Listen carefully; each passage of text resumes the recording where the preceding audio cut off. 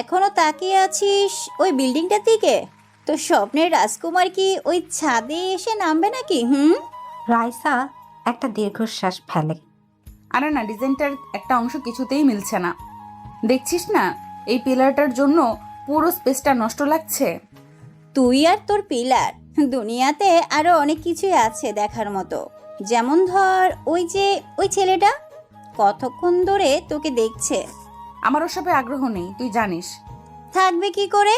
তোর তো ছোটবেলা থেকেই এক অ্যালার্জি, বিশেষ করে তোর ওই চাচাতো ভাইটার উপর। কি যেন নাম? আরিয়ান। ভাবা যায় ছেলেটা তোর চুলে চুইংগাম লাগিয়ে দিয়েছিল। আরিয়ান নামটা শোনার সাথে সাথে রাইসার কপালে দুটো সূক্ষ্ম ভাঁজ পড়ল। মেমোরি কার্ড থেকে ডিলিট করে দেওয়া একটা ভাইরাসের মতো নামটা আবার ফিরে আসলো। আরিয়ান চৌধুরী, তার জীবনের সবচেয়ে বড় উপদ্রব। যে ছেলেটার একমাত্র কাজ ছিল তাকে জ্বালাতন করা। রাইসা স্বস্তির নিঃশ্বাস ফেলেছিল যেদিন শুনেছিল সে দেশ ছেড়ে চলে যাচ্ছে। গত 7-8 বছরে তার কোনো খবর নেই, আর রাইসা জানতে চায়ও না। প্লিজ ওই সাইকোর নামটা নিস না তো, মুডটাই অফ হয়ে যায়। সাইকো একটু বেশি হয়ে গেল না? তুই ওকে দেখিসনি তাই বলছিস? ওর চাহনিটা। রাইসার কথা মাঝে মধ্যে থেমে গেল। তার ফোনটা বেজে উঠেছে।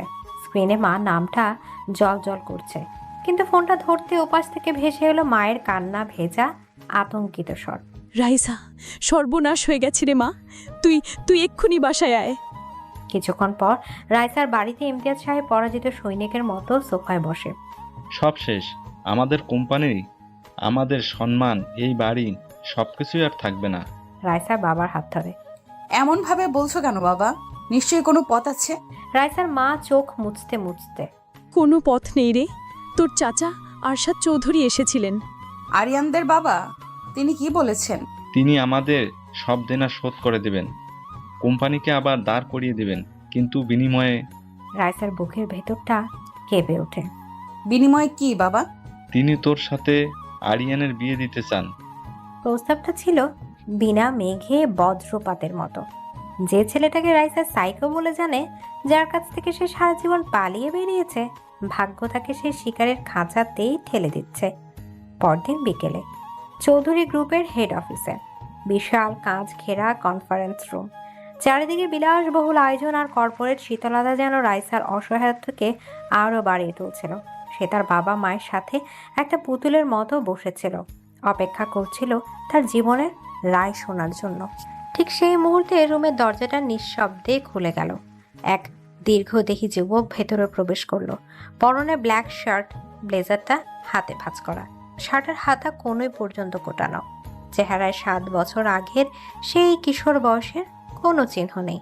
তার জায়গা দাঁড়িয়ে আছে এক ভয়ঙ্কর সুন্দর পুরুষ, যার প্রতিটি পদক্ষেপে ছড়ে পড়েছে ক্ষমতা আর আত্মবিশ্বাস। কিন্তু সবকিছুকে ছাপিয়ে গেল তার চোখ দুটো। সেই চোখে কোনো অনুভূতি নেই, আছে শুধু এক শিকারের স্থির দৃষ্টি। সে ঘরে ঢুকেই একবার পুরো রুমটা দেখল, কিন্তু তার দৃষ্টিটা এসে স্থির হলো রাইসার উপর। সেই চাহনিতে কোনো পরিচিত খোঁজার চেষ্টা করছিল। ছিল চূড়ান্তের অধিকারবোধ, যেন সে তার বহু বছর ধরে ফেলে রাখা সম্পত্তি ফিরে পেতে এসেছে। আরিয়ান, আয় বস। আরিয়ান তার বাবার কথায় কান দিল না। সে ধীরে ধীরে এগিয়ে এলো টেবিলের দিকে, কিন্তু চেয়ারে না বসে সে হাঁটতে হাঁটতে এসে দাঁড়ালো ঠিক রাইসার চেয়ারের পেছন। রাইসা তার উপস্থিতিটা নিজের ঘাড়ে অনুভব করতে পারছিল। আরিয়ানের দামি পারফিউমের তীব্র গন্ধ আর তার শরীরের উষ্ণতা রাইসার শির দ্বারা গিয়ে একটা শীতল স্রোত বয়ে গেল। আরিয়ান, আমরা সবাই তোর মতামতের জন্যই অপেক্ষা করছি, তুই তো সবকিছু জানিস। আরিয়ান রাইসার দিকে তাকিয়ে শান্ত গলায় গভীর গলায় বলল, মতামত দেওয়ার কি আছে বাবা? যা আমার তা সবসময় আমারই ছিল, শুধু কাগজে কলমে বাকি ছিল। কথাগুলো বলার সময় আরিয়ানের চোখ এক মুহূর্তের জন্য রাইসার উপর থেকে সরেনি। তার কণ্ঠস্বরে এমন এক শীতল অধিকার বোধ ছিল, যা শুনে রাইসার নিঃশ্বাস বন্ধ হয়ে এসেছিল। এই লোকটা কি পাগল? মানে মানে আরিয়ান তাকে পুরোপুরি উপেক্ষা করে। ডিলটা ফাইনাল, বিয়ের প্রস্তুতি শুরু করুন। কথা শেষ করে আরিয়ান নিজের চেয়ারে গিয়ে বসলো, যেন এতক্ষণ ধরে সেই মিটিংটা পরিচালনা করছিল। এরপর পুরো মিটিংয়ে সে আর একটা কথাও বলেনি, শুধু তার শিকারী চোখ দুটো দিয়ে রাইসাকে পর্যবেক্ষণ করে গেছে। মিটিং শেষে যখন সবাই বেরিয়ে আসছে তখন আরিয়ান এগিয়ে এসে রাইসার পথ আটকে দাঁড়ালো। বাকিরা তখন কয়েক কদম এগিয়ে গেছে। আরিয়ান শান্ত কিন্তু ভয়ঙ্কর গলায়, যা শুধু রাইসাই শুনতে পেল। 7 বছর কি? তোমাকে ছাড়া 7টা বছর অপেক্ষা করেছি রাইসা। ভেবেছিলাম দেশে ফিরে তোমাকে নিজের কাছে নিয়ে আসব, কিন্তু ভাগ্য নিজেই তোমাকে আমার দোরগোড়ায় পৌঁছে দিয়েছে। আপনি কি বলছেন এসব? রাস্তা ছাড়ুন। আরিয়ান রাইসার কানের কাছে মুখ নিয়ে এসে ফিসফিস করে, পালানোর চেষ্টা করো না পাখি, এই খাঁচাটা আমি তোমার জন্যই বানিয়েছি। এখন থেকে তোমার প্রত্যেকটা নিঃশ্বাসও আমার অনুমতিতে চলবে। কথাগুলো বলে আরিয়ান একটা শয়তানি হাসি দিয়ে সরে দাঁড়ালো। রাইসা কাঁপতে কাঁপতে তার বাবা মায়ের দিকে এগিয়ে গেল। তার মনে হচ্ছিল সে কোনো বিয়ের চুক্তিতে সই করতে আসেনি, সে এসেছে এক ভালোবাসার সাইকোর হাতে নিজেকে বলে দিতে। তার বজ্জাত চাচাতো ভাই শুধু ডেভিল হয়ে ফেরেনি, সে ফিরেছে এক ভয়ঙ্কর শিকারী হয়ে, আর রাইসা তার একমাত্র শিকারী। আরিয়ান সেই ফিসফিস করে বলা কথাগুলো রাইসার কানে গরম সীসার মতো প্রবেশ করছিল। 7 বছর অপেক্ষা করেছি, এই বাক্যটা যেন একটা অশুভ মন্ত্রের মতো তার মাথার ভেতর ঘুরপাক খাচ্ছিল। বাড়ি ফিরে পুরো পথটা সে একটা কথা বলতে পারেনি। তার বাবা মা হয়তো ভেবেছিল সে দুঃখে বা লজ্জায় চুপ করে আছে, কিন্তু রাইসা চুপ ছিল ভয়ে। এক অজানা ভয়ঙ্কর ভয়ে তার পুরো শরীরটা যেন অবশ হয়ে গিয়েছিল। বিয়ের আগের 3 দিন রাইসার বাড়িতে। বাবা, আমি শেষবারের মতো বলছি, আমি এই বিয়েটা করতে পারবো না। লোকটা নর্মাল না বাবা, ও একটা সাইকো। এখন আর এসব বলে কোনো লাভ নেই মা। তোর চাচার বিয়ের কার্ড ছাপিয়ে বিলি করা শুরু করে দিয়েছে। এখন যদি তুই না করিস তাহলে শুধু আমাদের কোম্পানি নয়, আমাদের সম্মানটাও ধুলে মিশে যাবে। আরিয়ান হয়তো ছোটবেলায় একটু অন্যরকম ছিল, কিন্তু এখন সে অনেক বড় কোম্পানির মালিক, সে নিশ্চয়ই বদলে গেছে। তুই একটু মানিয়ে নেওয়ার চেষ্টা করিস মা। রাইসা বুঝতে পারছিল এই দেয়ালের সাথে মাথা ঠুকে আর কোনো লাভ নেই। তার বাবা মা আরিয়ানের আসল রূপটা দেখতে পাচ্ছে না, তারা দেখছেন শুধু তাদের উদ্ধারকর্তাকে। রাইসা একা, সম্পূর্ণ একা এই লড়াইয়ে। পরদিন সকালে দরজায় ডেলিভারি ম্যান এসে হাজির। রাইসার নামে কয়েকটা বিশাল বাক্স এসেছে চৌধুরী গ্রুপ থেকে। বাক্স খুলতে বেরিয়ে এলো নামি দামি ব্র্যান্ডের শাড়ি, লেহেঙ্গা, গাউন আর ওয়েস্টার্ন পোশাক, সাথে গহনা আর পারফিউম। দেখ, আরিয়ান তোর জন্য কত কি পাঠিয়েছে। ছেলেটা তোর কতটা খেয়াল রাখে। কিন্তু রাইসার চোখ আটকে ছিল একটা ছোট্ট কালো বক্সের উপর। সেটা খুলতেই বেরিয়ে এলো লেটেস্ট মডেলের একটা মোবাইল ফোন। ফোনটা অন করতে স্ক্রিনে একটা মেসেজ ভেসে উঠল। আমার দেওয়া উপহারগুলো নিশ্চয়ই তোমার পছন্দ হয়েছে পাখি। এখন থেকে তুমি শুধু এই ফোনটাই ব্যবহার করবে। আর হ্যাঁ, কষ্ট করে নম্বর সেভ করার দরকার নেই, এখানে শুধু একজনেরই নম্বর আছে, তোমার মালিকের। রাইসা কন্ট্যাক্ট লিস্ট খুলে দেখলো সত্যি সেখানে শুধু একটা নাম সেভ করা, আরিয়ান। তার পুরনো ফোনটা আরিয়ানের লোক কখন যে নিষ্ক্রিয় করে দিয়েছে সে সেটা টেরও পায়নি। এটা উপহার ছিল না, ছিল তার জগৎটাকে ছোট করে এনে একজনের মধ্যে সীমাবদ্ধ করে দেওয়ার প্রথম ধাপ। বিয়ের দিন কাজী অফিসে আরিয়ানের পাঠানো একটা মেরুন রঙের শাড়ি পরে রাইসা যন্ত্রের মতো বসেছিল। তাকে পুতুলের মতো সাজানো হয়েছে, যে পুতুলে নিজের কোনো ইচ্ছা নেই। আরিয়ান তার পাশে বসেছিল একটা কালো শেরওয়ানিতে। তাকে রাজার মতো দেখাচ্ছিল, এক বিজয়ী রাজা যে তার সবচেয়ে কাঙ্ক্ষিত রাজ্যকে দখল করতে চলেছে। মা, আপনি কবুল বলুন। রাইসা চুপ রইল, তার মুখ দিয়ে একটা শব্দ বের হচ্ছিল না। সে কিভাবে বলবে কবুল? কিভাবে সে নিজের জীবনটাকে শয়তানের হাতে তুলে দেবে? কি হলো মা, কবুল বলো। রাইসা তবুও চুপ। ঠিক সেই মুহূর্তে সে তার কানের কাছে আরিয়ানের শীতল নিঃশ্বাস অনুভব করলো। আরিয়ান শুধু রাইসা শুনতে পায় এমন গলায়। 1 সেকেন্ডের মধ্যে কবুল বলো রাইসা, না হলে কালকের সূর্য ওঠার আগেই তোমার বাবা রাস্তায় দাঁড়িয়ে ভিক্ষা করবে।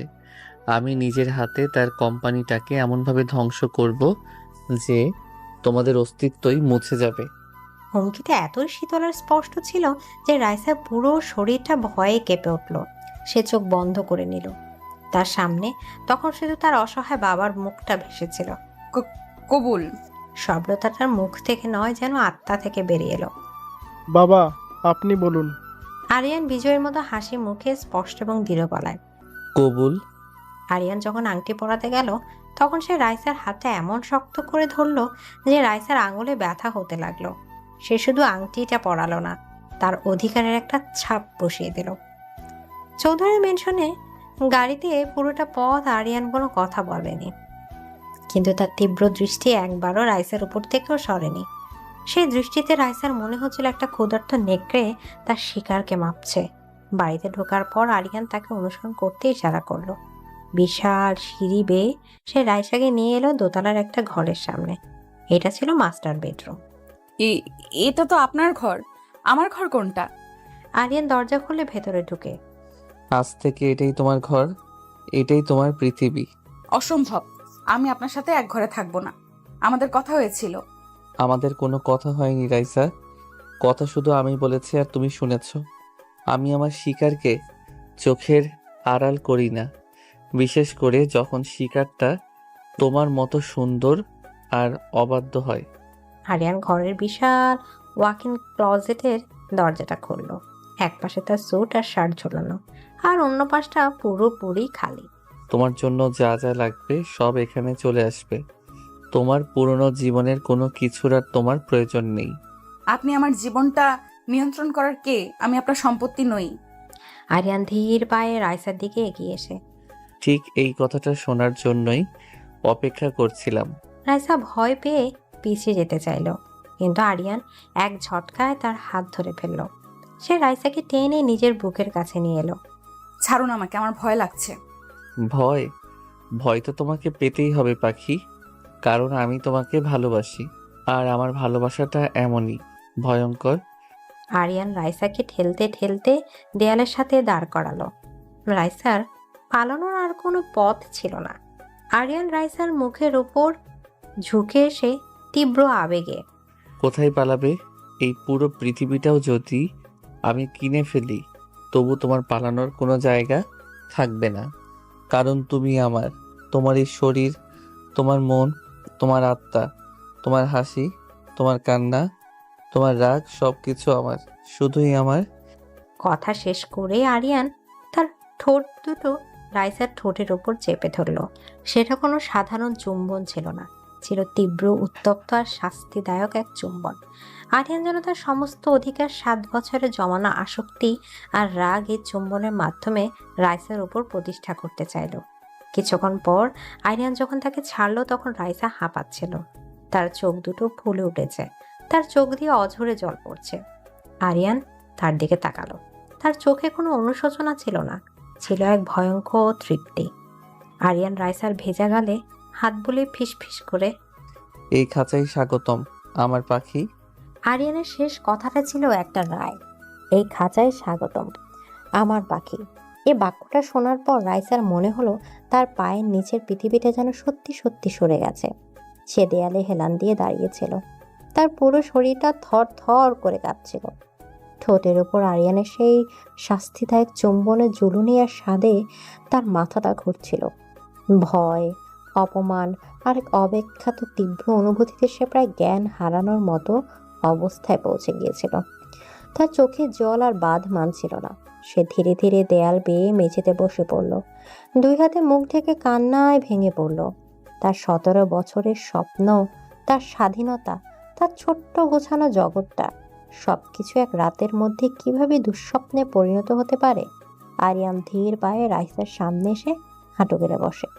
কাঁদবে না? আরিয়ানের গলাটা ছিল অস্বাভাবিক নরম, যা তার আগের ভয়ঙ্কর রূপের সাথে একেবারেই মিলছিল না। এই নরম স্বরটা যেন সাপের হিসহিসের মতো আরো ভয়ঙ্কর শোনালো। আমার কাছে আসবেন না প্লিজ, আমাকে একা ছেড়ে দিন। একা ছেড়ে দেওয়ার জন্য তোমাকে 7 বছর পর ফিরিয়ে আনিনি রাইসা, আর তোমার চোখের জল, এটা সহ্য করার ক্ষমতা আমার নেই, বিশেষ করে যদি সেই জল আমার কারণে হয়। কি সাংঘাতিক স্ববিরোধী কথা! যে মানুষটা তার কান্নার কারণ, সেই আবার বলছে তার কান্না সহ্য হয় না। রাইসা কান্নার মধ্যে মুখ তুলে তাকালো। আরিয়ানের চোখে সে কোনো রাগ বা হিংস্রতা দেখলো না, দেখলো এক অদ্ভুত যন্ত্রণা আর তীব্র পজিটিভনেস। আরিয়ান রাইসার দিকে হাত বাড়িয়ে, ওঠো। রাইসা ভয়ে পেঁচিয়ে গেল। আরিয়ানের বাড়ানো হাতটা সে স্পর্শ করলো না। মুহূর্তের জন্য আরিয়ানের নরম মুখটা আবার কঠিন হয়ে উঠল। তার চোয়াল শক্ত হয়ে গেল, কিন্তু সে নিজেকে সামাল নিল। আরিয়ান উঠে দাঁড়িয়ে শীতল গলায়, বেশ, আমার স্পর্শ যদি তোমার এতই বিষ মনে হয় তাহলে তাই সই, কিন্তু আমার হুকুম তোমাকে মানতেই হবে। যাও, ফ্রেশ হয়ে এসো, ওয়াশরুমে তোমার জন্য কাপড় রাখা আছে। রাইসা দেখলো আরিয়ান যেদিকে ইশারা করলো সেখানে একটা চেয়ারের উপর একটা সুন্দর সিল্কের নাইট গাউন ভাঁজ করে রাখা। লোকটা কতটা পূর্ব পরিকল্পিত! তার মানে সে প্রথম থেকেই জানতো আজ রাতে রাইসা এই ঘরেই থাকবে। কিছুক্ষণ পর রাইসা যখন ফ্রেশ হয়ে বেরোলো তখন সে দেখলো ঘরের পরিবেশটা বদলে গেছে। ঘরের সাথে লাগোয়া ব্যালকনিতে একটা ছোট্ট সুন্দর টেবিল সাজানো হয়েছে। সেখানে শুধু দুজনের জন্য ডিনার পরিবেশন করা হয়েছে। মোমবাতির নরম আলোয় চারদিকটা স্বপ্নীল লাগছিল, কিন্তু এই স্বপ্নীল পরিবেশটাও রাইসার কাছে বিভীষিকার মতো মনে হলো। এসে বসো। রাইসা যন্ত্রের মতো গিয়ে চেয়ারে বসলো। তার সামনে তার প্রিয় সব খাবার সাজানো, কিন্তু তার গলা দিয়ে এক দানাও নামবে বলে মনে হচ্ছিল না। আমার খিদে নেই। আরিয়ান শান্তভাবে নিচের প্লেটে খাবার তুলে নিয়ে, আমি তোমাকে খেতে অনুরোধ করিনি রাইসা, আদেশ দিয়েছি। আমি খাবো না। বেশ, তুমি না খেলে আমিও খাবো না, আর অভুক্ত থাকলে আমার শরীর খারাপ হতে পারে, তখন আমার মেজাজটাও। আরিয়ান কথা শেষ করলো না, কিন্তু এর ভেতরে হুমকিটা স্পষ্ট ছিল। রাইসা বুঝতে পারছিল এই সাইকোর সাথে জেদ করে সে জিততে পারবে না, বরং এর পরিণাম আরো ভয়ঙ্কর হবে। সে কাঁপা কাঁপা হাতে চামচটা তুলে নিল এবং জোর করে কয়েক লোকমা খেলো। পুরোটা সময় আরিয়ান কোনো কথা না বলে শুধু তাকে দেখছিল। সে তীব্র চাহনির সামনে রাইসার মনে হচ্ছিল সে খাবার খাচ্ছে না, নিজের আত্মসম্মানকে গিলে খাচ্ছে। ডিনারের পর বেডরুমে ঘরে ফিরে রাইসার বুকের ভেতরটা আবার ধুকপুক করে উঠল। ঘরের মাঝখানে বিশাল কিং সাইজের বিছানাটা যেন তাকে গিলে খাওয়ার জন্য অপেক্ষা করছে। আমি সোফায় ঘুমাবো। সোফা? 7 বছর ধরে আমি এই রাতটার স্বপ্ন দেখেছি রাইসা, তোমাকে আমার পাশে, আমার বিছানায়, আমার বাহু বন্ধনে দেখার স্বপ্ন। আর তুমি ভাবলে আমি তোমাকে সোফায় ঘুমাতে দেব? আপনি আমার গায়ে হাত দেবেন না। তোমাকে ছোঁয়ার জন্য আমার কোনো জোর জবরদস্তির প্রয়োজন নেই পাখি। যেদিন আমি তোমাকে ছোবো সেদিন তুমি নিজের ইচ্ছাতেই আমার কাছে ধরা দেবে। আরিয়ানের আত্মবিশ্বাস দেখে রাইসা অবাক হয়ে গেল।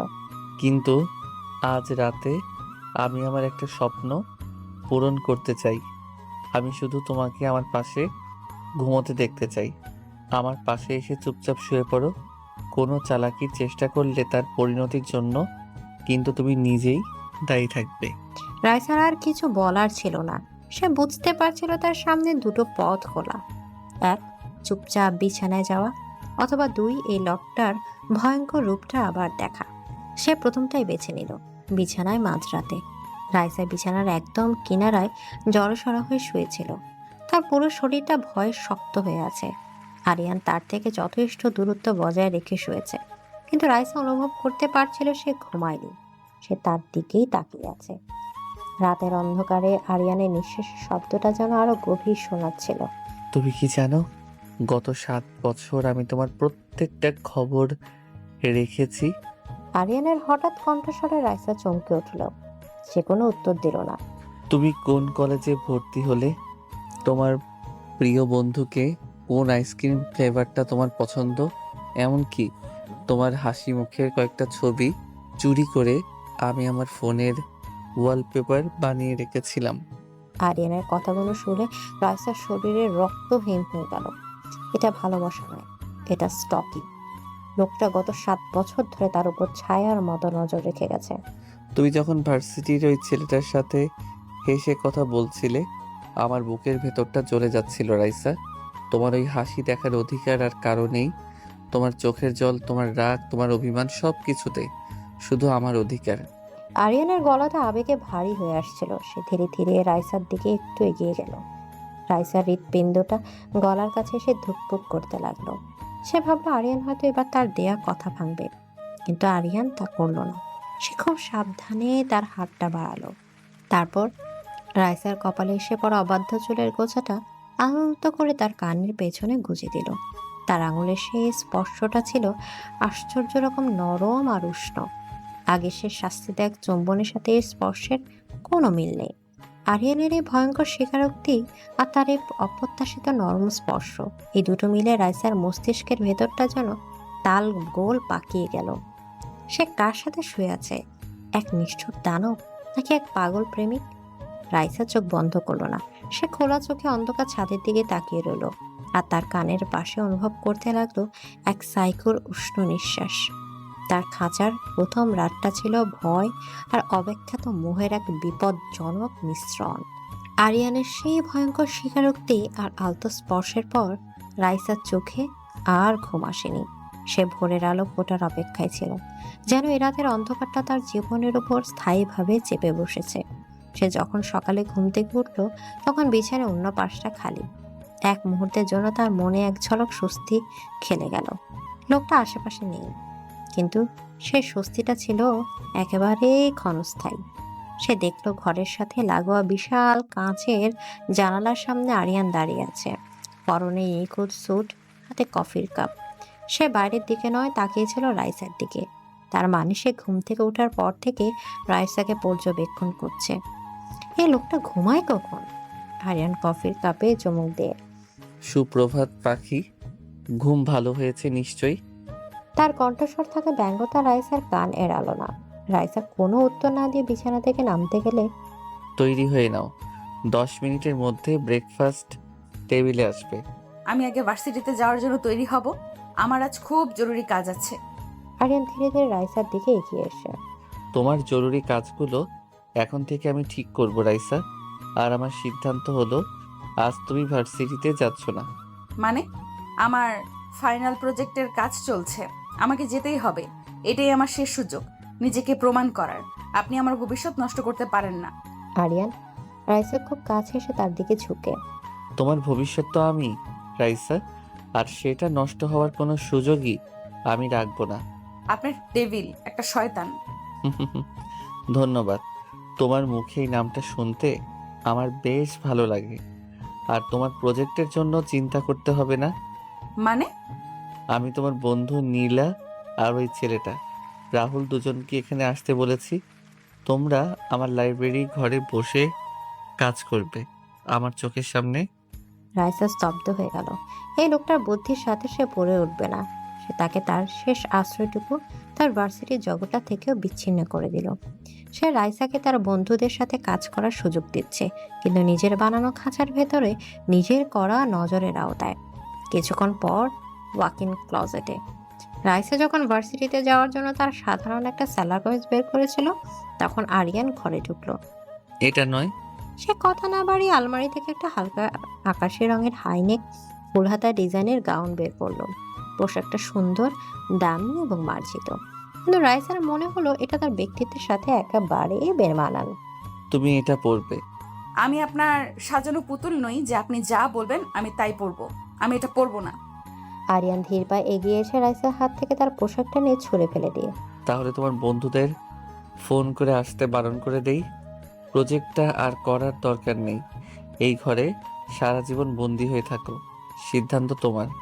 আরিয়ানের গলা বড় শীতল। রাইসা বুঝতে পারছিল এই টেবিলের সাথে যেতে যেতে ফল হবে ভয়ঙ্কর। সে আজ তার বন্ধুদের সাথে দেখা করার সুযোগটা হারাতে চায় না। সে দাঁতে দাঁত চেপে আরিয়ানের বেছে দেয়া পোশাকটা হাতে তুলে নিল। গুড গার্ল, ঠিক এইভাবেই আমার সব কথা শুনবে। তাহলে দেখবে এই খাঁচাটাও তোমার কাছে স্বর্গের মতো মনে হবে। কিরে, তোকে তো রাজকন্যার মতো লাগছে, কিন্তু তোর মুখটা এমন শুকনো কেন? আর এই লোকটা এখানে কি করছে? ঘরের অন্য প্রান্তে একটা বিশাল এক কাঠের ডেস্কে আরিয়ান তার ল্যাপটপ নিয়ে বসেছিল। সে এমনভাবে কাজ করছিল যেন সে তাদের অস্তিত্ব সম্পর্কে সচেতনই নয়, কিন্তু তার তীক্ষ্ণ নজর যে তাদের উপরে স্থির সেটা বুঝতে রাইসার এক মুহূর্তও লাগেনি। রাহুল একটু ইতস্তত করে, রাইসা, চলো তাহলে কাজটা শুরু করি। ওই ডিজাইনটা। হ্যাঁ, চল। তারা কাজে ডুব দেওয়ার যথেষ্ট চেষ্টা করছিল, কিন্তু পরিবেশটা ছিল খুবই অস্বস্তিকর।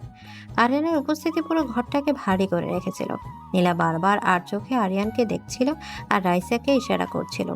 রাইসা শুধু তাকে চুপ থাকতে বলেছিল, রাহুল একটা ডিজাইনের দিকে তাকিয়ে হেসে। আরে এই অংশটা তো পুরোপুরি ভুল করছো, তোমাকে না বলছিলাম। রাহুল হাসতে হাসতে যখন রাইসার খাতার উপর ঝুঁকে পড়ছিল, তখন হঠাৎ করে ঘর কাঁপিয়ে একটা শব্দ হলো। সবাই চমকে সেদিকে তাকালো। আরিয়ানের হাত থেকে একটা ভারী পেপার ওয়েট মেঝেতে পড়ে গেছে। সরি, হাত থেকে পিছলে গেলেও তোমরা কাজ করো। তার গলার স্বর শান্ত থাকলেও তার চোখ দুটোতে তখন আগুন জ্বলছিল। সে আগুনটা সরাসরি রাহুলের দিকে নির্দেশ করা ছিল। রাহুল ছেলেটা বুদ্ধিমান, সেই চাহনির অর্থ বুঝতে পেরে সঙ্গে সঙ্গে রাইসার কাছ থেকে কিছুটা দূরে সরে বসলো। কাজ প্রায় শেষের দিকে, সবাই একটু রিল্যাক্স হয়ে নিজেদের মধ্যে কথা বলছিল। রাহুল একটা ব্লু প্রিন্ট দেখানোর জন্য রাইসার দিকে বাড়ালো। ঠিক সেই মুহূর্তে একেবারে অনিচ্ছাকৃতভাবে রাহুলের আঙুল রাইসার হাতের সাথে সামান্য ছুঁয়ে গেল। আর ঠিক তখনই আরও একটা শব্দ হলো, হঠাৎ। সবাই দেখলো আরিয়ানের হাতে থাকা দামি পার্কার পেনটা সে অবলীলায় 2 টুকরো করে ভেঙে ফেলেছে। তার মুখে কোনো অভিব্যক্তি নেই, কিন্তু তার সাদা হয়ে যাওয়া আঙুলের গঠগুলো তার ভেতরের দগদগে রাগের জানান দিচ্ছিল। আরিয়ান ধীরে ধীরে উঠে দাঁড়ালো। তারপর মুখে একটা সৌজন্যমূলক হাসি ফুটিয়ে রাহুলের দিকে এগিয়ে গেল। রাহুল, তাই না? তোমার বাবা তো রহমান গ্রুপের managing director, mister Ashfakur Rahman. Rahul তো ভয়ে ঢোক গেল। জি জি আঙ্কেল।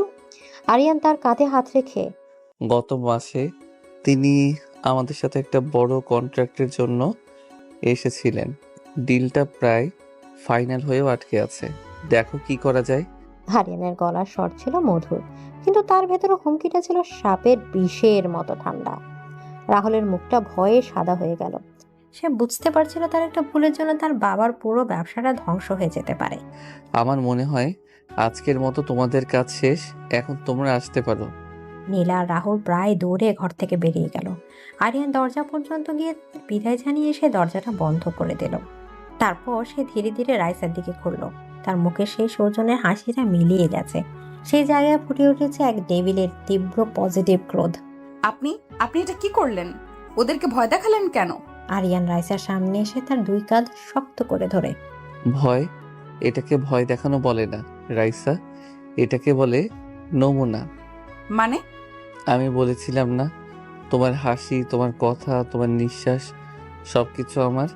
আর তোমাকে অন্য কোনো পুরুষের স্পর্শ করা তো অনেক দূরের কথা, তার ছায়াটাও আমি তোমার উপর পড়তে দেব না। আজ ও শুধু আমার ক্ষমতার একটা ছোট নমুনা দেখলো। পরের বার যদি এমন কিছু হয় তাহলে ওর আঙুলগুলো আমি আস্ত রাখবো না। আরিয়ানের চোখে মুখে এমন এক ভয়ঙ্কর হিংস্রতা ফুটে উঠেছিল, যা দেখে রাইসার শরীরের সমস্ত রক্ত জল হয়ে গেল। সে বুঝতে পারল সে কোনো মানুষের সাথে নয়, এক ভালোবাসার ডেভিলের সাথে এক খাঁচায় বন্দী হয়েছে, যে তার শিকারের উপর আর কারো সামান্য আঁচড়ও সহ্য করবে না। এদিকে আরিয়ানের শেষ কথাগুলো ছিল একটা চূড়ান্ত লায়ের মতো। তার সেই হিংস্র পজিটিভ চোখের দিকে তাকিয়ে রাইসার মনে হলো সে যেন এক ক্ষুধার্ত হিংসের খাঁচায় এসে পড়েছে, যে তার শিকারের উপর সামান্য ভাগও কাউকে দেবে না। ভয়ে, অপমানে আর হতাশায় তার ভেতরটা ভেঙে চুরমার হয়ে যাচ্ছিল। আপনি একটা জানোয়ার। আপনার মনে কোনো দয়া মায়া নেই। কেন করছেন আমার সাথে এমন? এর চেয়ে একবারে আমাকে মেরে ফেলুন, কিন্তু দয়া করে এইভাবে তিলে তিলে মারবেন না। রাইসার এই কান্নায় আরতি ছিল, ঘৃণা ছিল, কিন্তু সবচেয়ে বেশি ছিল তার অসহায়ত্ব। তার এই ভাঙা রূপটা দেখে আরিয়ানের সেই রাগে জ্বলতে থাকা চোখ দুটো মুহূর্তের জন্য বদলে গেল। সেই হিংস্রতার জায়গায় ফুটে উঠল এক তীব্র না বলা যন্ত্রণা। তার কাঁধের উপর রাখা শক্ত হাত দুটো ধীরে ধীরে নরম হয়ে এলো। চুপ করো রাইসা, প্লিজ, তুমি চুপ করো। আরিয়ানের কণ্ঠস্বর এবার কোনো হুমকি ছিল না, ছিল এক অদ্ভুত আকুতি। তোমাকে মারার কথা আমি স্বপ্নেও ভাবতে পারি না। তোমাকে সামান্য কষ্ট দেওয়ার অধিকারও এই দুনিয়ার কারো নেই, এমনকি আমারও না। কিন্তু কিন্তু যখন অন্য কেউ তোমার দিকে তাকায় বা তোমাকে ছোঁয়ার কথা ভাবে, তখন আমার মাথার ভেতরটার কাজ করে না। তখন আমার শুধু মনে হয় ওই হাতটা আমি ভেঙে গড়িয়ে দেই, ওই চোখটা উপরে ফেলি। কথাগুলো বলতে বলতে আরিয়ান রাইসাকে আলতো করে নিজের বুকের কাছে টেনে নিল। এটা কোনো রোমান্টিক আলিঙ্গন ছিল না, ছিল তীব্র অধিকার বোধে ভরা এক মরিয়া আশ্রয় খোঁজার চেষ্টা। সে রাইসাকে এত শক্ত করে জড়িয়ে ধরল যেন সে রাইসাকে তার নিজের শরীরের সাথে মিশিয়ে ফেলতে চায়, বাইরের দুনিয়ার সমস্ত নজর থেকে চিরদিনের জন্য লুকিয়ে ফেলতে চায়। আরিয়ান তার মুখটা রাইসার চুলের মধ্যে ডুবিয়ে দিল। রাইসা তার কাঁধের উপর আরিয়ানের ঘন নিঃশ্বাস অনুভব করতে পারছিল। সে এতটাই অবাক, ক্লান্ত আর মানসিকভাবে বিধ্বস্ত ছিল যে সে বাধা দেওয়ার শক্তিটুকু হারিয়ে ফেলেছিল। সে শুধু চোখ বন্ধ করে দাঁড়িয়ে রইল তার ডেভিল স্বামীর সেই অদ্ভুত যন্ত্রণাদায়ক আলিঙ্গনে। লাইব্রেরির ওই ঘটনার পর আরিয়ান আর রাইসার মধ্যে আর কোনো কথা হয়নি। রাইসা নিজের ঘরে বন্দি ছিল। তার মনটা ছিল এক উত্তাল সমুদ্রের মতো। সে যখন ভাবছিল যে তার জীবনটা সেই চার দেয়ালের মধ্যে শেষ হয়ে যাবে, তখন আরিয়ান ঘরে ঢুকলো। আমার সাথে এসো। কোথায়? প্রশ্ন করবে না রাইসা, শুধু যা বলছি তাই করো। রাইসা তার তর্ক করার ইচ্ছা ছিল না। সে যন্ত্রের মতো আরিয়ানের পেছন পেছন হাঁটতে লাগলো। আরিয়ান তাকে লাইব্রেরির ঘরের এক কোনায় নিয়ে এলো।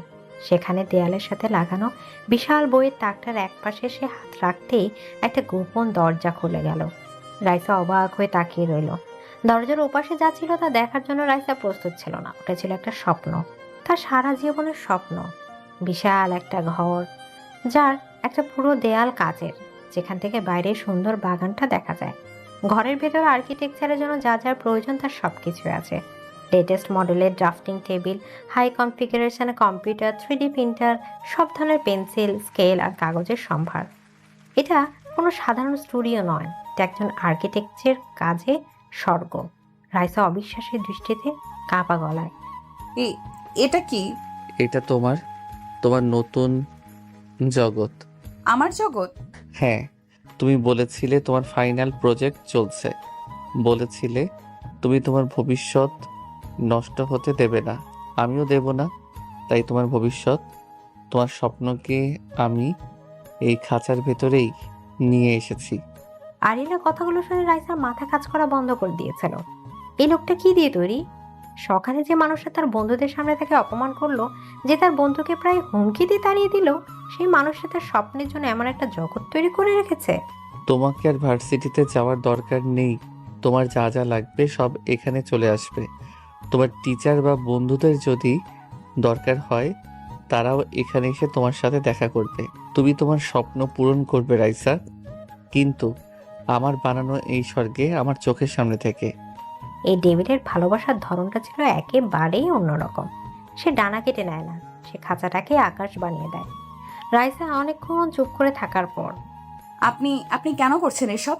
কেন আমার সাথে এমন করছেন? আরিয়ান কাঁচের দেয়ালের দিকে তাকিয়ে বাইরের অন্ধকারে চোখ রেখে, কারণ একবার আমি আমার সবচেয়ে প্রিয় জিনিসটাকে রক্ষা করতে পারিনি রাইসা। আরিয়ানের কণ্ঠস্বরটা হঠাৎ করে খুব দূরের মনে হলো, যেন সে এই সময় নেই, ফিরে গেছে তার কষ্টদায়ক অতীতে। আমার চোখের সামনে থেকে তাকে কেড়ে নেওয়া হয়েছিল, আর আমি কিছুই করতে পারিনি। আমি দুর্বল ছিলাম। সেই ভুলের অনুশোচনায় আমি গত 7 বছর ধরে জ্বলছি। রাইসার বুকের ভেতরটা ছ্যাদ করে উঠল। তার মনে পড়ল সেই রাতের কথা, আরিয়ানের হাতে থাকা সেই নারীর ছবির কথা। আরিয়ান এবার রাইসার দিকে ঘুরে, তার চোখে তীব্র এক আগুন। কিন্তু আমি আর দুর্বল নই রাইসা। আমি এখন এই শহরের সবচেয়ে শক্তিশালী মানুষ, আর আমি আমার ভুলের পুনরাবৃত্তি করব না। তোমাকে হারানোর আগে আমি এই পুরো পৃথিবীটাকে ধ্বংস করে দেব। প্রয়োজন হলে তোমাকে ওই 4 দেয়ালের মধ্যে সারা জীবনের জন্য বন্দি করে রাখবো, তবু তোমাকে হারাতে পারবো না। এটা কোনো হুমকি ছিল না, ছিল এক ভয়ঙ্কর শপথ। রাইসা প্রথমবার বুঝতে পারলো আরিয়ানের সেই পজিটিভনেসের উৎস ভয়, হারানোর ভয়।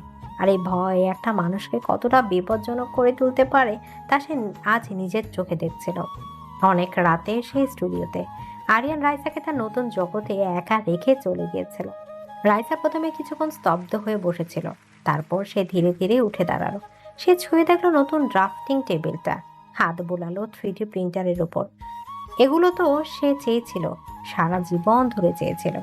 তার মনটা ছিল দ্বন্দ্বময় অনুভূতিতে ভরা। সে তার জেলরকে ঘৃণা করে, অথচ সেই জেলরই আবার তার স্বর্গের, তার স্বপ্নের রক্ষাকর্তা। সেই খাঁচা থেকে মুক্তি চায়, কিন্তু এই খাঁচার ভেতরের আকর্ষণকেও সে অস্বীকার করতে পারছে না। একসময় সে আনমনেই একটা চেয়ারে বসে পড়ল। সামনে রাখা সাদা কাগজের উপর তুলে নিল একটা শার্প পেন্সিল। তারপর তার অজান্তেই তার আঙুলগুলো চলতে শুরু করলো। ডিজাইন করাটা তার নিঃশ্বাস নেওয়ার মতো। এই মুহূর্তে এটাই ছিল তার একমাত্র মুক্তির পথ। কখন যে সে কাজ করতে করতে ক্লান্ত হয়ে ডেস্কের উপরে মাথা রেখে ঘুমিয়ে পড়েছিল সে টের পায়নি। আরিয়ান যখন মাঝরাতে তাকে দেখতে এলো, তখন সে দেখলো রাইসা ঘুমিয়ে আছে। তার মুখটা ঘুমের মধ্যে নিষ্পাপ শিশুদের মতো লাগছে। তার এলোমেলো চুলগুলো মুখের ওপর এসে পড়েছে, চারদিকে ছড়িয়ে আছে তার আঁকা স্কেচ। আরিয়ানের সেই ডেভিল সুলভ কঠিন মুখটা মুহূর্তে নরম হয়ে গেল। সে ঘুমন্ত মুখটার দিকে তাকিয়ে তার মনে হলো এই শান্তির জন্য সে পৃথিবীর যে কোনো শক্তির সাথে লড়তে পারে। সে খুব সাবধানে কোনো শব্দ না করে রাইসার কাছে এগিয়ে গেল। তারপর তাকে আলতো করে নিজের দুই বাহুতে তুলে নিল। ঠিক সেই মুহূর্তে আরিয়ানের বুকের উষ্ণতা রাইসার ঘুমটা ভেঙে গেল। সে চোখ পিটপিট করে চাইল। প্রথমে সে বুঝতে পারলো না সে কোথায় আছে। তারপর সে দেখলো সে তার ডেভিল স্বামীর বলিষ্ঠ বাহু বন্ধনে বন্দী।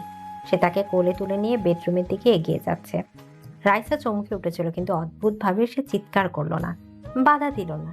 সে শুধু তার স্বামীর মুখের দিকে তাকিয়ে রইল। রাতের অন্ধকারে আরিয়ানের চোখে সে কোনো হিংস্রতা দেখল না, দেখলো এক গভীর তীব্র আবেগ আর না বলা ভালোবাসা। এই প্রথমবার তারা জেলরের বাহু বন্ধনে রাইসার নিজেকে সুরক্ষিত মনে হলো। আরিয়ানের বলিষ্ঠ বাহুবন্ধনে নিজেকে আবিষ্কার করে রাইসার পৃথিবীটা যেন এক মুহূর্তের জন্য থেমে গিয়েছিল। তার মস্তিষ্ক তাকে চিৎকার করে জানান দিচ্ছিল যে এটা বিপদ, এটা একটা ফাঁদ। কিন্তু তার ক্লান্ত শরীর আর বিভ্রান্ত মন সেই বিপদের সংকেতটাকে উপেক্ষা করেছিল। সে দেখেছিল শুধু একজোড়া গভীর চোখ, যে চোখে হিংস্রতার বদলে ছিল এক তীব্র আগলে রাখার আকতে। আরিয়ান কোনো কথা না বলে ধীর পায়ে তাকে নিয়ে বেডরুমের দিকে এগিয়ে গেল। রাইসার নিঃশ্বাসের সাথে তার দামি পারফিউমের পৌরুষালী গন্ধটা মিশে যাচ্ছিল, যা তার অনুভূতির জগৎকে আরো বেশি তাল গোল পাকিয়ে দিচ্ছিল। আরিয়ান খুব সাবধানে তাকে বিছানায় শুয়ে দিল, যেন রাইসা কাচে তৈরি কোনো ভঙ্গুর পুতুল। সে যখন রাইসার উপর থেকে কম্বলটা টেনে দিচ্ছিল, তখন রাইসা ফিসফিস করে উঠল। আমি আমি একা থাকতে পারবো। আরিয়ান রাইসার দিকে ঝুঁকে তার মুখের উপর এসে পড়া চুলগুলো আলতো করে সরিয়ে দিয়ে তোমার জায়গা ডেস্কের উপর নয় রাইসা, তোমার জায়গা এখানে আমার পাশে। তার কণ্ঠস্বরটা ছিল রাতের মতোই গভীর আর শান্ত। সে উঠে দাঁড়ালো এবং ঘরের আলোটা কমিয়ে দিল। তারপর বিছানার অন্য পাশে এসে শুয়ে পড়ল। কিন্তু এবার সে রাইসার দিকে মুখ করে শুলো না, বরং ছাদের দিকে তাকিয়ে রইল। ঘুমিয়ে পড়ো পাখি, কাল তোমার জন্য খুব গুরুত্বপূর্ণ একটা দিন। আরিয়ানের এই অপ্রত্যাশিত শান্ত আচরণে রাইসা আরো বেশি অবাক হলো। সে কোনো উত্তর না দিয়ে চোখ বন্ধ করলো, কিন্তু তার বুকের ভেতরটা ধুকপুক করছিল। এই প্রথমবার এই ডেভিলের পাশে শুয়ে তার নিজেকে বন্দী মনে হলো না। মনে হলো সে এক জটিল ধাঁধার সম্মুখীন হয়েছে, যার সমাধান করা প্রায় অসম্ভব। পরদিন সকালে রাইসার যখন ঘুম ভাঙলো, তখন সকালে নরম আলোয় ঘরটা ভরে গেছে। সে দেখলো বিছানায় সে একা, আরিয়ান নেই। সে ধড়মড় করে উঠে বসলো। কাল রাতের ঘটনাগুলো তার কাছে স্বপ্নের মতো মনে হচ্ছিল। ঠিক তখনই তার চোখ পড়লো বেডসাইড টেবিলের উপর। সেখানে একটি কাচের ফুলদানিতে রাখা আছে রক্তিম এক গোলাপ, আর তার পাশে রাখা একটা ছোট নোট। তোমার স্টুডিও অপেক্ষা করছে। নোটটাতে কোনো ভালোবাসার কথা ছিল না, কিন্তু কেন যেন রাইসার ভেতরটা একটু অন্যরকম অনুভূতিতে ভরে গেল। সে টেবিলে রাখা ব্রেকফাস্টের দিকে তাকালো। আরিয়ানের রুচি আর শাসনের ছাপ সবখানে স্পষ্ট। ব্রেকফাস্টের পর স্টুডিওতে রাইসা যখন স্টুডিওতে ঢুকলো, সে দেখলো আরিয়ান সেখানে আগে থেকে উপস্থিত। সে একটা ড্রাফটিং টেবিলের উপর ঝুঁকে রাইসার রাতের আঁকা স্কেচটা দেখছিল। আপনি এখানে? আপনার না অফিসে যাওয়ার কথা? আমার অফিস সেখানেই, যেখানে আমার সবচেয়ে মূল্যবান সম্পত্তিটা থাকে। এদিকে আরিয়ানের কথায় রাইসা আর প্রতিবাদ করল না। সে চুপচাপ নিজের কাজে মনোযোগ দেওয়ার চেষ্টা করলো। তোমার ডিজাইনের কনসেপ্টটা ইন্টারেস্টিং। একটা পাবলিক লাইব্রেরির ডিজাইন, যেখানে প্রকৃতি আর স্থাপত্য একে অপরের সাথে মিশে যাবে।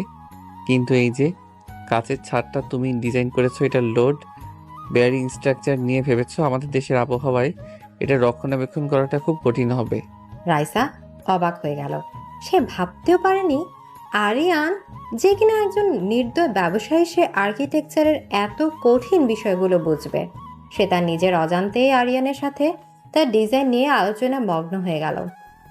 আমি গ্লেজিং এর জন্য ফটোভোল্টাইক গ্লাস ব্যবহার করার কথা ভেবেছি। সোলার প্যানেলের কাজও করবে, আর সাপোর্টের জন্য স্টিলের বদলে গ্লুগাম বিম ব্যবহার করলে। আইডিয়াটা ভালো, কিন্তু খরচ অনেক বেড়ে যাবে।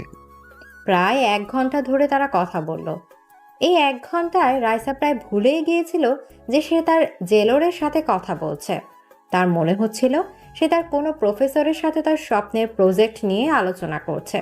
আরিয়ানের চোখে সে প্রথমবারের মতো দেখছিল মুগ্ধতা, যা তার পজেসিভ চাহনির থেকে একদম আলাদা। দুপুরে সেই স্টুডিওতে কখন যে দুপুর গড়িয়ে বিকেল হয়ে গেছে রাইসা টেরই পায়নি। সে তার কাজে এতটাই মগ্ন ছিল যে সকালের ব্রেকফাস্টের পর পেটে আর কিছুই পড়েনি। হঠাৎ দরজায় শব্দ হওয়ায় সে মুখ তুলে তাকালো। আরিয়ান দাঁড়িয়ে আছে, তার হাতে একটা খাবারের ট্রে। কাজের জন্য নিজের শরীরের ওপর অত্যাচার করাটা আমার নিয়মের বাইরে, রাইসা। আমার যখন ইচ্ছা হবে আমি তখন খাবো, আপনার ভাবতে হবে না। আরিয়ান ট্রেটা টেবিলের উপর রেখে, আমার ভাবতে হবে, কারণ তোমার এই শরীরটার ওপরও এখন আমার অধিকার। আরিয়ানের কথা রাইসা রেগে কিছু বলতে যাবে তার আগে আরিয়ান ট্রে থেকে একটা স্যান্ডউইচের টুকরো তুলে রাইসার মুখের সামনে ধরল। খাও। আমি খাবো না। জেদ করো না রাইসা, আমার ধৈর্যের পরীক্ষা নিও না। রাইসা মুখ ঘুরিয়ে নিল। তাদের মধ্যে এক নীরব যুদ্ধ শুরু হলো। আরিয়ানের চোখে অটল জেদ আর রাইসার চোখে তীব্র অবজ্ঞা। আরিয়ান এক দৃষ্টিতে তার দিকে তাকিয়ে রইল। সে দৃষ্টির তীব্রতার সামনে রাইসা ধীরে ধীরে দুর্বল হয়ে পড়েছিল। শেষ পর্যন্ত সে হার মানল। সে মুখ খুলতে আরিয়ানের স্যান্ডউইচের টুকরোটা তার মুখে পড়ে নিল। আরিয়ান নিজের হাতে রাইসাকে কয়েক টুকরো স্যান্ডউইচ আর ফল খাইয়ে দিল। এই দৃশ্যটা ছিল অদ্ভুত। এটা ছিল একই সাথে এক চরম নিয়ন্ত্রণের প্রকাশ, আবার এক গভীর যত্নের বহিঃপ্রকাশ। রাইসার নিজেকে এক পোষা পাখি মনে হচ্ছিল, যাকে তার মালিক নিজের হাতে খাইয়ে দিচ্ছে। রাইসা যখন খাচ্ছিল তখন তার চোখ হঠাৎ করে আরিয়ানের শার্টের কলারের কাছে আটকে গেল। শার্টের উপরের বোতামটা খোলা থাকায় সেখান দিয়ে একটা আবছা দাগ দেখা যাচ্ছে, একটা পুরনো কাটা দাগ। কি মনে করে রাইসা তার নিজের অজান্তে হাতটা বাড়ালো। তার আঙুলগুলো আলতো করে ছুঁয়ে গেল আরিয়ানের বুকের সেই কাটা দাগটায়। স্পর্শটা পেতে আরিয়ানের পুরো শরীরটা যেন পাথরের মতো শক্ত হয়ে গেল। এটা এটা কিসের দাগ? প্রশ্নটা শোনার সাথে সাথে আরিয়ানের মুখে সেই শান্ত ভাবটা উধাও হয়ে গেল। তার চোখের মনিতে দেখা দিল এক গভীর অন্ধকার সমুদ্রের ঝড়। সেই যন্ত্রণা কাতর বিধ্বস্ত মুখটা আবার ফিরে এলো, যা রাইসা প্রথম রাতে স্টাডি রুমে দেখেছিল। আরিয়ান প্রায় ছিটকে সরে গেল। সে রাইসার হাতটা ধরে ফেলল। তার হাতের মুঠোটা ছিল বরফের মতো ঠান্ডা আর পাথরের মতো শক্ত। কখনো না, এই বিষয়ে আমাকে আর কখনো কোনো প্রশ্ন করবে না, নেভার। কথা শেষ করে আরিয়ান প্রায় দৌড়ে ঘর থেকে বেরিয়ে গেল, যেন সে রাইসার কাছ থেকে নয়, নিজের অতীতের কাছ থেকে পালিয়ে যাচ্ছে। রাইসা একা বসে রইল সেই স্টুডিওতে। তার আঙুলের ডগায় তখনও লেগে আছে আরিয়ানের সেই দাগকে ছোঁয়ার অনুভূতি। সে প্রথমবার এই ডেভিলের বর্মের মধ্যে একটা ফাটল দেখতে পেল, আর সেই ফাটলের পেছনে লুকিয়ে থাকা রহস্যটা জানার জন্য তার ভেতরটা তীব্র কৌতূহলে ভরে গেল। এদিকে আরিয়ানের ঘর থেকে প্রায় পালিয়ে যাওয়ার পর স্টুডিওর সেই বিশাল ঘরটাতে একা দাঁড়িয়েছিল রাইসা। তার আঙুলের ডগায় তখনও লেগেছিল আরিয়ানের বুকের সেই দাগ কাটা ছোঁয়ার অনুভূতি। আরিয়ানের এই যন্ত্রণাকাতর মুখ আর পালিয়ে যাওয়াটা রাইসার মনের ভেতর তোলপাড় সৃষ্টি করেছিল। এই প্রথমবার তার মনে হলো এই ডেভিল শুধু তাকে বন্দি করেনি, সে নিজেও তার অতীতের এক ভয়ঙ্কর খাঁচায় বন্দি। সেদিন রাতে আরিয়ানের স্টাডি রুমের বাইরে রাতের খাবারটা রাইসা একাই খেয়েছিল। আরিয়ান ঘর থেকে বের হয়নি। বাড়ির সার্ভেন্টরা জানিয়েছিল সে স্টাডি রুমে নিজেকে বন্দি করে রেখেছে। রাত প্রায় 12টা বাজে, কিন্তু আরিয়ানের ঘর থেকে কোনো সারা শব্দ নেই। রাইসার বুকের ভেতরটা এক অজানা আশঙ্কায় ভারী হয়ে উঠল। সে অনেকক্ষণ নিজের সাথে যুদ্ধ করলো। তার মস্তিষ্ক বলছিল যে তোমাকে এত কষ্ট দেয় তার জন্য তোমার ভাবার দরকার নেই, কিন্তু তার মন মানছিল না। সে ধীর পায়ে এগিয়ে গেল আরিয়ানের স্টাডি রুমের দরজার সামনে। দরজাটা ভেতর থেকে বন্ধ। রাইসা দরজায় হালকা নক করে। আপনি আপনি ঠিক আছেন? ভেতর থেকে কোনো উত্তর এলো না। আমি জানি আপনি ভেতরে আছেন, প্লিজ দরজাটা খুলুন। আরিয়ান ভেতর থেকে ভেসে আসা গভীর শীতল গলায়, এখান থেকে চলে যাও রাইসা। আপনি দরজা না খুললে আমি এখানেই দাঁড়িয়ে থাকবো। কয়েক মুহূর্তে নীরবতা। তারপর একটা ক্লিক শব্দ করে দরজাটা খুলে গেল। ঘরের আলোটা ছিল খুব কম। আরিয়ান দাঁড়িয়ে ছিল ঘরের মাঝখানে, তার হাতে একটা হুইস্কির গ্লাস। তার চুলগুলো এলোমেলো, শার্টের হাতা গোটানো। তাকে দেখে মনে হচ্ছিল তার উপর দিয়ে একটা ঝড় বয়ে গেছে। তোমাকে না বলেছিলাম আমার থেকে দূরে থাকতে? আমার কথা কানে যায় না? আপনি আমার স্বামী, আপনার কি হয়েছে সেটা জানার অধিকার আমার আছে। অধিকার? তুমি অধিকারের কথা বলছো? আরিয়ান এক পা করে রাইসার দিকে এগিয়ে গেল। তার চোখ দুটো রাতের অন্ধকারে নেকড়ের মতো জ্বলছিল। রাইসা ভয় পেয়ে পিছিয়ে যেতে চাইল, কিন্তু তার পিঠটা দরজার সাথে আটকে গেল। ঠিক আছে, আজ আমি তোমাকে তোমার অধিকার আর আমার অধিকার দুটোই বোঝাবো। কথা শেষ করে আরিয়ান তার হাতের গ্লাসটা পাশে ছুঁড়ে ফেলে দিল। সেটা ঝনঝন শব্দ করে ভেঙে টুকরো টুকরো হয়ে গেল। আরিয়ান দুই হাতে দরজাটা চেপে ধরে রাইসাকে পুরোপুরি আটকে ফেলল। আমার প্রথম অধিকার হলো তোমাকে ভালোবাসা, তীব্রভাবে, ভয়ঙ্করভাবে ভালোবাসা। সে রাইসার মুখের ওপর ঝুঁকে এলো। তার নিঃশ্বাসের সাথে হুইস্কির তীব্র গন্ধটা রাইসার মাথা ঘুরিয়ে দিচ্ছিল। সে কিছু বলার আগে আরিয়ান তার ঠোঁট দুটো রাইসার ঠোঁটের উপর চেপে ধরল। এই চুম্বনটা আগের গুলোর মতো ছিল না। এটাতে রাগ ছিল, যন্ত্রণা ছিল, কিন্তু সব কিছুকে ছাপিয়েছিল এক তীব্র মরিয়া আবেগ। আরিয়ান যেন তার সমস্ত কষ্ট, সমস্ত অধিকার এই চুম্বনের মাধ্যমে রাইসার মধ্যে প্রতিষ্ঠা করে দিতে চাইছে। রাইসার শ্বাস প্রশ্বাস ভারী হয়ে এলেও আরিয়ান রাইসার শুধু ঠোঁটে থেমে থাকলো না, সে তার মুখটা নামিয়ে আনলো রাইসার গলায়, তার কাঁধে। তার ভেজা উষ্ণ চুম্বন রাইসার শরীরে যেন আগুন ধরিয়ে দিচ্ছিল। রাইসার হাত দুটো যা এতক্ষণ তাকে বাধা দেওয়ার চেষ্টা করছিল, তা কখন যে আরিয়ানের শার্টের কলারটা খামচে ধরেছে সে নিজেও জানে না। আমার দ্বিতীয় অধিকার হলো তোমাকে অনুভব করা, তোমার শরীরের প্রতিটি অংশ, তোমার হৃদস্পন্দন, তোমার নিঃশ্বাস, সবকিছু অনুভব করার অধিকার শুধু আমার। আরিয়ানের হাত দুটো এবার রাইসার কোমর জড়িয়ে ধরল। সে রাইসাকে টেনে নিজের শরীরের সাথে এমনভাবে মিশিয়ে নিল যে তাদের মধ্যে আর কোনো দূরত্ব রইল না। রাইসা তার বুকের ভেতরে আরিয়ানের হৃৎপিণ্ডের তীব্র ধুকপুকানি শুনতে পাচ্ছিল। তার শরীরটাই তীব্র পুরুষালী ঘনিষ্ঠতায় অবশ হয়ে আসছিল। আরিয়ান তার মুখটা তুলে আবার রাইসার দিকে তাকালো। তার চোখে আর সেই শীতল ভাবটা নেই, আছে শুধু তীব্র গভীর আবেগ। আর তোমার অধিকার কি জানো? কি? আমার এই যন্ত্রণার ভাগ নেওয়া, আমার এই অন্ধকার জগতের একমাত্র আলো হওয়ার অধিকার শুধু তোমার। কথা শেষ করে সে আবার রাইসাকে চুম্বন করতে লাগলো। এবার রাইসার বাধা দিল না। তার সমস্ত ভয়, সমস্ত দ্বিধা যেন এই তীব্র আবেগের আগুনে পুড়ে ছাই হয়ে যাচ্ছিল। সে তার স্বামী সেই ভয়ঙ্কর কিন্তু আকর্ষণীয় ভালোবাসার কাছে আত্মসমর্পণ করলো। আরিয়ান যখন রাইসাকে ছাড়লো তখন দুজনেই হাঁপাচ্ছিল। আরিয়ান তার কপালটা রাইসার কপালের সাথে ঠেকিয়ে রাখলো। তার সেই দেবিল সুলভ রূপটা উধাও।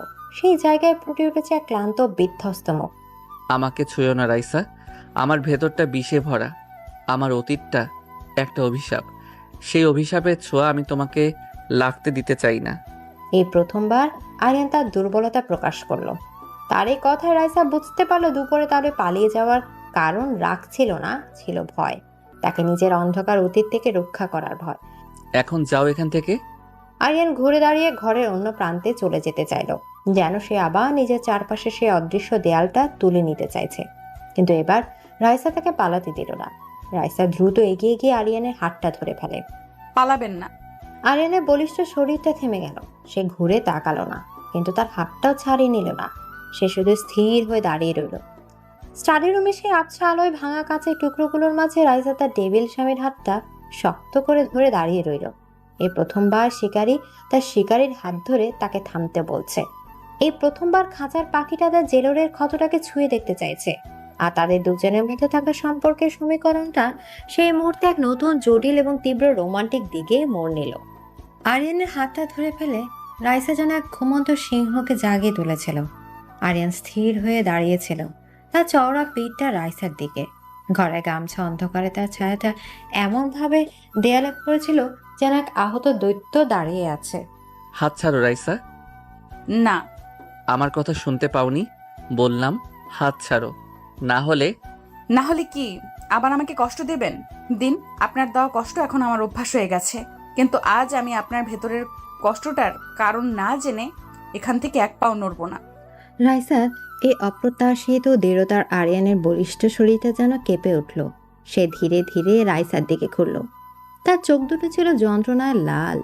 সেই চোখে আর আগে সেই টেবিল সুলভ শাসন ছিল না, ছিল এক গভীর বিধ্বস্ত অসহায়ত্ব। তুমি কি জানতে চাও আমার এই অভিশপ্ত জীবনের কথা, যে জীবনে শুধু অন্ধকার আর অনুশোচনা ছাড়া আর কিছুই নেই?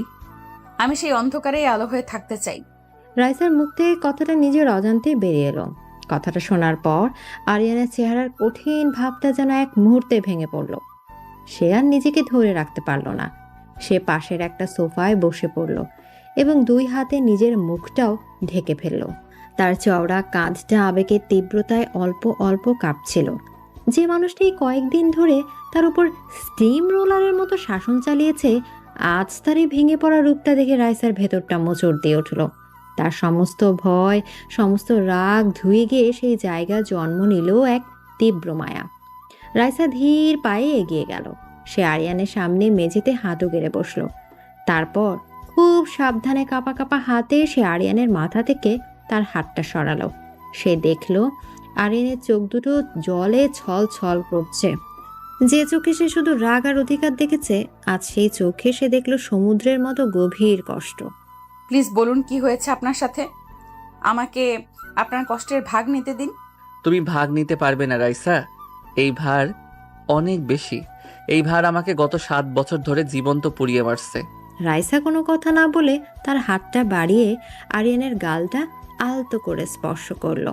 তার আঙুলের ডগা দিয়ে সে আরিয়ানের চোখের কোণ থেকে গড়িয়ে পড়া এক ফোঁটা জল মুছে দিল। রাইসার এই নরম স্পর্শটা ছিল যেন শেষ আঘাত। আরিয়ানের সমস্ত নিয়ন্ত্রণ ভেঙে গেল। সে এক ঝটকায় রাইসাকে নিজের বুকের কাছে টেনে নিল। সে রাইসাকে জড়িয়ে ধরে তার কাঁধে মুখ গুজল, ঠিক যেমন এক অসহায় শিশু তার মায়ের কাছে আশ্রয় খোঁজে। রাইসা তার পিঠে আরিয়ানের উষ্ণ নিঃশ্বাস আর চোখের জলের ভেজা অনুভূতি পাচ্ছিল। রিয়া, ওর নাম ছিল রিয়া। রাইসা চুপ করে রইল। সে শুধু তার হাতটা আরিয়ানের পিঠের উপর রাখলো, তাকে ভরসা দেওয়ার জন্য। ও ছিল আমার বেস্ট ফ্রেন্ড, আমার খেলার সাথী, আমার চেয়ে 2 বছরের ছোট ছিল, আমার সব পাগলামির একমাত্র সঙ্গী। ওই ছবিটা যেটা তুমি দেখেছিলে ওটা ওরই ছবি। আরিয়ান বলতে লাগলো সেই ভয়ঙ্কর রাতের কথা। এক বৃষ্টির রাতে তারা গাড়ি নিয়ে লং ড্রাইভে বেরিয়েছিল। গাড়িটা আরিয়ান চালাচ্ছিল। একটা অ্যাক্সিডেন্ট, একটা মারাত্মক অ্যাক্সিডেন্ট। আমার চোখের সামনে গাড়িটা কয়েকবার পল্টি খেলো। আমি ওকে বাঁচাতে পারিনি। রাইসা, আমার জন্য, শুধু আমার জন্য ও আজ আর নেই। আমার বুকের এই দাগটা, এটা সেই অ্যাক্সিডেন্টেরই চিহ্ন। এটা আমাকে প্রত্যেক মুহূর্তে মনে করিয়ে দেয় আমি একটা ব্যর্থ মানুষ। আমি আমার সবচেয়ে প্রিয়জনকে রক্ষা করতে পারিনি। আরিয়ানের কনফেশন শুনে রাইসার নিজের চোখ দিয়েও জল গড়িয়ে পড়ছিল। সে বুঝতে পারছিল আরিয়ানের এই ডেভিল হয়ে ওঠার পেছনের কারণটা। সে ভালোবাসার মানুষকে হারানোর ভয়ে এতটা আতঙ্কিত যে সে তার নতুন ভালোবাসাকে এক ভয়ঙ্কর খাঁচায় বন্দি করে রক্ষা করতে চায়। আরিয়ান রাইসার কাঁধ থেকে মুখটা তুলল। তার চোখ দুটো লাল, মুখটা ভেজা। সে রাইসার দিকে এমনভাবে তাকালো যেন রাইসাই তার জীবনের শেষ আশ্রয়। সে ধীরে ধীরে রাইসার মুখের দিকে ঝুঁকল। রাইসা এবার বাধা দিল না। সে চোখ বন্ধ করলো। আরিয়ান তার ঠোঁট দুটো লাগলো রাইসার ঠোঁটের ওপর। এই চুম্বনটা ছিল আগের সবগুলো থেকে আলাদা। এটাতে কোনো জোর ছিল না, ছিল শুধু আত্মসমর্পণ। এটাতে কোনো অধিকার ছিল না, ছিল শুধু আকুতি। এটাতে কোনো শাসন ছিল না, ছিল শুধু ভালোবাসা আর যন্ত্রণা। রাইসা তার স্বামীর সেই কষ্টটাকে অনুভব করার জন্য সাড়া দিল। এটা ছিল তাদের প্রথম ট্রুলি মিউচুয়াল কিস, যে চুম্বনের মাধ্যমে দুটো ভাঙা আত্মা একে অপরের মধ্যে শান্তি খুঁজে নিচ্ছিল। কিছুক্ষণ পর আরিয়ান যখন চুম্বন থেকে সরে এলো, তখন সে রাইসার হাতটা ধরে নিজের হাতের মুঠোয় তুলে নিল। আমি ওকে রক্ষা করতে পারিনি, কিন্তু তোমাকে আমি হারাতে পারবো না রাইসা, কখনো না। সে রাইসার চিবুকটা আলতো করে তুলে ধরল। তার চোখের দিকে সরাসরি তাকিয়ে বলল, আজ থেকে তুমি শুধু আমার খাঁচার পাখি নও রাইসা, তুমি আমার এই অভিশপ্ত জীবনের একমাত্র শান্তি। আরিয়ানের এই স্বীকারোক্তি, এই আত্মসমর্পণ তাদের সম্পর্কের সমস্ত সমীকরণকে বদলে দিল। রাইসা বুঝতে পারল সে এক ডেভিলের প্রেমে পড়েছে, যে ডেভিল ভালোবাসার জন্য সব জ্বালিয়ে দিতে পারে। আবার সে ভালোবাসার এক নরম স্পর্শে মোমের মতো গলে যেতেও পারে। আর এই বিপজ্জনক প্রেম থেকে হয়তো তাদের নতুন এক গল্প শুরু হতে চলেছে। আরিয়ানের শেষ স্বীকারোক্তিটা ছিল এক নতুন ভোরের মতো, যে ভোরের আলোয় রাইসা প্রথমবার তার ডেভিল স্বামীর ভেতরে ক্ষতবিক্ষত মানুষটাকে দেখার সুযোগ পেয়েছিল। সে রাতটা ছিল তাদের জীবনের প্রথম রাত, যেখানে কোনো শাসন ছিল না, ছিল শুধু দুটো ভাঙা আত্মার একে অপরকে খুঁজে পাওয়ার আকুতি। পরদিন সকালে মাস্টার বেডরুমে রাইসার যখন ঘুম ভাঙলো তখন সে নিজেকে আবিষ্কার করলো এক বলিষ্ঠ বাহুবন্ধনে। আরিয়ান তাকে ঘুমের মধ্যেই নিজের বুকের কাছে জড়িয়ে ধরে রেখেছে। তার নিঃশ্বাসের উষ্ণতা রাইসার ঘাড়ে এসে পড়ছিল। এই প্রথমবার ঘুম ভাঙার পর আরিয়ানের উপস্থিতি তার কাছে ভয়ের কারণ মনে হলো না, বরং এক অদ্ভুত নিরাপত্তা বোধে তার মনটা ভরে গেল। সে নাড়াচাড়া না করে চুপচাপ শুয়ে আরিয়ানের ঘুমন্ত মুখটার দিকে তাকিয়ে রইল। ঘুমের মধ্যেই মানুষটার কতটা শান্ত আর নিষ্পাপ দেখায়। সেই ধারালো চোয়াল, সেই কঠিন ঠোঁট, সবকিছুই ঘুমের মধ্যে নরম হয়ে এসেছে। কে বলবে এই মানুষটার ভেতরে একটা ভয়ঙ্কর ডেভিল বাস করে? এভাবে তাকিয়ে থাকলে কিন্তু আমি আবার ঘুমাতে পারবো না। রাইসা চমকে উঠল। সে ভেবেছিল আরিয়ান ঘুমিয়ে আছে। সে লজ্জা পেয়ে মুখটা ঘুরিয়ে নিতেই আরিয়ান তার বাহুবন্ধন আরো শক্ত করল। ছাড়ুন, সকাল হয়ে গেছে। আরিয়ান রাইসার দিকে পুরোপুরি ঘুরে তার চোখের দিকে তাকিয়ে, সকাল তো আমার অনেক আগেই হয়েছে, যখন তুমি আমার বুকে মাথা রেখে ঘুমিয়েছিলে। আরিয়ান তার এক হাত দিয়ে রাইসার গালটা আলতো করে স্পর্শ করলো। আমার শান্তিকে এত কাছ থেকে দেখার সুযোগ আমি হাতছাড়া করতে পারি? কথা শেষ করে সে আর কোনো উত্তরের অপেক্ষা করলো না। সে ধীরে ধীরে রাইসার মুখের দিকে ঝুঁকলো এবং তার ঠোঁটের উপর নিজের ঠোঁট দুটো রাখলো। এই চুম্বনটা ছিল ভোরের আলোর মতোই নরম আর উষ্ণ। এটাতে কোনো ছিল না জোর, ছিল শুধু গভীর আবেগ আর ভালোবাসা। রাইসাও তার নিজের অজান্তে এই চুম্বনে সাড়া দিল। তার হাতটা কখন যে আরিয়ানের চুলের মধ্যে ডুবে গেছে সে নিজেও জানে না। এই প্রথমবার সে তার স্বামীকে ভালোবাসা ফিরিয়ে দিল সমস্ত দ্বিধা ভুলে। ব্রেকফাস্ট টেবিলে সকালের নাস্তার পরিবেশটা ছিল একেবারে অন্যরকম। আরিয়ান টেবিলের মাথায় বসেনি, সে রাইসার ঠিক পাশের চেয়ারটাতেই বসেছিল। সে নিজের হাতে রাইসার প্লেটে খাবার তুলে দিচ্ছিল, বারবার জিজ্ঞেস করছিল তার আর কিছু লাগবে কিনা। আমার আজ একবার ভার্সিটিতে যেতে হবে। লাইব্রেরি থেকে ফাইনাল প্রজেক্টের জন্য কয়েকটা বই আনার দরকার। বেশ। রাইসা তো অবাক। সে ভেবেছিল আরিয়ান হয়তো আবার কোনো শর্ত দেবে বা তাকে যেতে দেবে না। তাহলে আমি ড্রাইভারকে বলে দিচ্ছি। আরিয়ান রাইসার কথায় বাধা দিয়ে, ড্রাইভার কেন? তোমার স্বামী এখনো মরে যায়নি রাইসা। মানে আপনি আমার সাথে যাবেন? আমার শান্তিকে আমি এক মুহূর্তের জন্যেও চোখের আড়াল করতে পারি না, যদি লাইব্রেরির বইগুলোর মধ্যে তুমি হারিয়ে যাও। আরিয়ানের এই পজিটিভনেসের ধরনটা বদলে গেছে।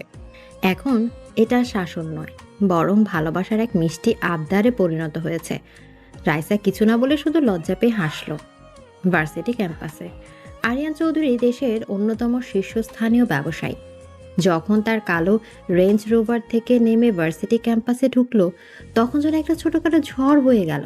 কিন্তু সবচেয়ে বড় ঝড়টা উঠলো তখন যখন সবাই দেখলো সে গাড়ি থেকে নেমে রাইসার জন্য দরজা খুলে দিল এবং তার হাতটা নিজের হাতের মুঠোয় নিয়ে নিল। আরিয়ানের উপস্থিতি, তার আত্মবিশ্বাসী হাঁটাচলা আর রাইসার হাত ধরে রাখা, এই দৃশ্যটা ছিল সবার কাছে এক অবিশ্বাস্য ব্যাপার। রাইসার বান্ধবীরা দূর থেকে হা করে তাকিয়েছিল। কিরে, এটা স্বপ্ন না তো? এই লোকটা তোর সে ডেভিল বর? এই তো দেখি পুরাই হিরো হয়ে গেছে। চুপ কর। ঠিক তখনই তাদের সামনে রাহুল এসে পড়ল। সে আরিয়ানকে দেখে ভয়ে এক পা পিছিয়ে যেতে চাইল, কিন্তু আরিয়ান তার দিকে তাকিয়ে একটা সৌজন্যমূলক হাসি দিল। হ্যালো রাহুল, আশা করি ভালো আছো। আর তোমার বাবার কন্ট্রাক্টও অ্যাপ্রুভ হয়ে গেছে। Thank you so much sir. Aryan শুধু মাথা নাড়ল। তার এই একটা হাসিতেই ছিল ক্ষমতা আর ভালোবাসার দ্বৈত প্রদর্শন। সে সবাইকে বুঝিয়ে দিল রাইসা তার আর রাইসার সাথে জড়িত সব কিছুই তার কাছে গুরুত্বপূর্ণ। লাইব্রেরির নীরব পরিবেশেও তাদের নিয়ে কানা ঘোষা থামছিল না। রাইসা যখন বই খুঁজছিল তখন আরিয়ান তার পেছন পেছন হাঁটছিল, যেন সে তার ছায়া সঙ্গী। রাইসা উপরে তাকের দিকে তাকিয়ে, ইস, বইটা বড্ড উপরে, হাত পাচ্ছি না। রাইসা যখন পায়ের আঙুলের উপর ভর দিয়ে বইটা পড়ার চেষ্টা করছিল তখন সে হঠাৎ করেই তার পেছনে আরিয়ানের শরীরের উষ্ণ উপস্থিতি অনুভব করল। আরিয়ান তার ঠিক পেছনে এসে দাঁড়িয়েছিল। সে এক হাতে রাইসার কোমর জড়িয়ে ধরে তাকে নিজের শরীরের সাথে মিশিয়ে নিল আর অন্য হাতটা উঁচু করে তাক থেকে বইটা নামিয়ে আনলো। আমি থাকতে তোমার কোনো কিছুতেই কষ্ট করতে হবে না, শান্তি। আরিয়ানের উষ্ণ নিঃশ্বাস আর গভীর কণ্ঠস্বর রাইসার শরীরে এক অদ্ভুত শিহরণ বইয়ে দিল। চারপাশ এত মানুষ, কিন্তু তাদের দুজনের জগৎটা যেন এক মুহূর্তের জন্য আলাদা হয়ে গিয়েছিল। রাইসার মুখটা লজ্জায় লাল হয়ে গেল। ফেরার পথে গাড়িটা যখন ভার্সিটি গেট ছেড়ে বেরিয়ে এলো তখন রাইসার মুখে ছিল এক তৃপ্তির হাসি। এই প্রথমবার তার নিজেকে বন্দি মনে হলো না, বরং পৃথিবীর সবচেয়ে ভাগ্যবতী নারী মনে হলো। আরিয়ান এক হাতে স্টিয়ারিং ধরেছিল আর অন্য হাতে ধরেছিল রাইসার হাত। ঠিক সেই মুহূর্তে আরিয়ানের ফোনটা বেজে উঠল। স্ক্রিনে আননোন নাম্বার। লেখাটা দেখেই আরিয়ানের মুখের হাসিটা মিলিয়ে গেল। তার চেহারাটা মুহূর্তেই কঠিন হয়ে উঠল। হ্যালো। ফোনের ওপাশ থেকে কি বলা হলো তা শোনা গেল না, কিন্তু আরিয়ানের চোখ দুটো জ্বলে উঠল। সে আবার ফিরে এসেছে? কোথায়? তাকে আমার সামনে নিয়ে আসো। জীবিত। জীবিত শব্দটার উপর সে এমনভাবে জোর দিল যা শুনে রাইসার বুকের ভেতরটা কেঁপে উঠল। আরিয়ান ফোনটা কেটে দিল। গাড়ির ভেতরে সেই সুন্দর রোমান্টিক পরিবেশটা এক মুহূর্তে উধাও হয়ে গেল। সেই জায়গায় ফিরে এলো এক দম বন্ধকর উত্তেজনা। কে কে ফিরে এসেছে আরিয়ান? আরিয়ান গাড়িটা রাস্তার পাশে দাঁড় করালো। সে রাইসার দিকে পুরোপুরি ঘুরল। তার সে প্রেমিক রূপটা আর নেই। সেই জায়গায় ফিরে এসেছে সেই পুরনো ডেভিল, কিন্তু এবার তার চোখে রাইসা জন্য কোনো শাসন নেই, আছে তীব্র উদ্বেগ আর ভয়। সেই রাইসার মুখটা তার দুই হাতের আঁচলে তুলে নিল। শোনো রাইসা, আমি কি বলছি মন দিয়ে শোনো। এখন থেকে তুমি এক মুহূর্তের জন্যেও আমার চোখের আড়াল হবে না, 1 সেকেন্ডের জন্যেও না। বুঝতে পারছো আমার কথা? আরিয়ানের কণ্ঠস্বরে এমন এক ভয়ঙ্কর আকুতি ছিল যা থেকে রাকিব সাহেব বুঝতে পারলো তাদের সে শান্তির আকাশটা কেটে গেছে। আবার কোনো ভয়ঙ্কর ঝড় তাদের দিকে ধেয়ে আসছে, আর সেই ঝড়ের হাত থেকে তাকে রক্ষা করার জন্য তার ডেভিল স্বামী আবার তার সেই পুরনো ভয়ঙ্কর রূপে ফিরে এসেছে। আরিয়ানের সেই আদেশ মিশ্রিত আকুতিটা গাড়ির ভেতরের বাতাসকে ভারী করে তুলেছিল। রাইসার বুকের ভেতরটা ভয়ে ধুকপুক করছিল, কিন্তু তার চেয়েও বেশি ছিল আরিয়ানের জন্য এক তীব্র উদ্বেগ। সে তার প্রেমিকের চোখে যে ভয়টা দেখেছিল সেটাকে সে উপেক্ষা করতে পারল না। রাইসা আরিয়ানের হাতটা নিজের হাতের মুঠোয় নিয়ে, আরিয়ান আমার দিকে তাকান। সে কে? সে কিসের বিপদ? আমাকে বলুন প্লিজ। আরিয়ান সামনের দিকে তাকিয়ে স্টিয়ারিং হুইলটা শক্ত করে ধরে। তোমার এসব জানার দরকার নেই রাইসা। তুমি শুধু জানবে, এখন থেকে তুমি আমার অনুমতি ছাড়া এক পাও নড়বে না। না, আমাকে জানতে হবে। আপনি আমাকে আপনার শান্তি বলেছেন, তাহলে আপনার অশান্তির কারণটা জানার অধিকার কি আমার নেই? আমাকে আপনার দুর্বলতা ভাববেন না আরিয়ান, আমাকে আপনার শক্তি বানান। রাইসার এই অপ্রত্যাশিত কথায় আরিয়ান চমকে তার দিকে তাকালো। রাইসার চোখে সে ভয় নয়, দেখলো এক দৃঢ় আস্থার ভালোবাসা। যে মেয়েটা কিছুদিন আগেও তাকে ভয় পেত, আছে তার পাশে দাঁড়ানোর শক্তি দেখাচ্ছে। আরিয়ানের সে ডেভিল সুলভ কঠিন মুখটা এক মুহূর্তের জন্য নরম হয়ে এলো। বাড়িতে চলো, সব বলছি। চৌধুরী মেনশনে বাড়িতে ঢোকার মুখেই রাইসা বুঝতে পারলো পরিবেশটা বদলে গেছে। গেটের সামনে সিকিউরিটি গার্ডের সংখ্যা দ্বিগুণ। বাড়ির চারপাশে আজ ছিল সাধারণের চেয়ে অনেক বেশি তৎপরতা। তাদের সুন্দর ভালোবাসার আশ্রয়টা যেন এক মুহূর্তে এক দুর্গে পরিণত হয়েছে। আরিয়ান রাইসাকে নিয়ে সোজা তার স্টাডি রুমে ঢুকলো। এই সেই ঘর যেখানে সে প্রথমবার আরিয়ানের যন্ত্রণা কাতর রূপটা দেখেছিল। আরিয়ান দরজাটা বন্ধ করে দিল এবং রাইসাকে সোফায় বসতে বলল। ভিক্টর রয় চৌধুরী। কে সে? আমার চাচাতো ভাই। সম্পর্কে সেও চৌধুরী, কিন্তু এই নামটা সে ব্যবহার করে না। আজ থেকে প্রায় 25 বছর আগে আমার বাবা আর তার বাবার মধ্যে কোম্পানির মালিকানা নিয়ে ঝামেলা হয়েছিল। আমার চাচা হেরে গিয়েছিলেন। অপমানে লজ্জায় তিনি সপরিবারে আলাদা হয়ে যান এবং কয়েক বছর পর সুইসাইড করেন। রাইসা স্তব্ধ হয়ে শুনছিল। ভিক্টর তখন অনেক ছোট। সে তার বাবার মৃত্যুর জন্য আমাদের পরিবারকে, বিশেষ করে আমাকে দায়ী করে। সে মনে করে আমি তার সবকিছু কেড়ে নিয়েছি। কিন্তু রিয়ার সাথে এর কি সম্পর্ক? যেটাকে আমি এতদিন অ্যাক্সিডেন্ট ভেবে এসেছি, সেটা আসলে অ্যাক্সিডেন্ট ছিল না রাইসা। আরিয়ানের গলাটা ধরে আসছিল। ওটা একটা সাজানো হত্যাকাণ্ড ছিল। ভিক্টরের প্রথম প্রতিশোধ। সে আমাকে মারতে চেয়েছিল। সেদিন গাড়িটা আমারই চালানোর কথা ছিল, কিন্তু শেষ মুহূর্তে রিয়া গাড়ির স্টিয়ারিংয়ে বসে। ভিক্টরের লোকরা ভুলে করে আমার জায়গায় রিয়াকে। আরিয়ান আর কথাটা শেষ করতে পারল না। তার সমস্ত শরীরটা কাঁপছিল। রাইসা ছুটে গিয়ে আরিয়ানের পাশে বসলো। সে তার হাতটা শক্ত করে ধরল। আজ সে প্রথমবার তার স্বামীর এই ভয়ঙ্কর অতীতের সম্পূর্ণ ছবিটা দেখতে পেল। সে বুঝতে পারল আরিয়ানের এই অতিরিক্ত পজিটিভনেস, এই শাসন, সবকিছুর পেছনে লুকিয়ে আছে তার প্রিয়জনকে আবারও হারানোর এক তীব্র ভয়। কিছুক্ষণ পর আরিয়ানের হেড অফ সিকিউরিটি রাশেদ ঘরে ঢুকলো। সে আরিয়ানের সামনে কিছু ফাইল রাখলো।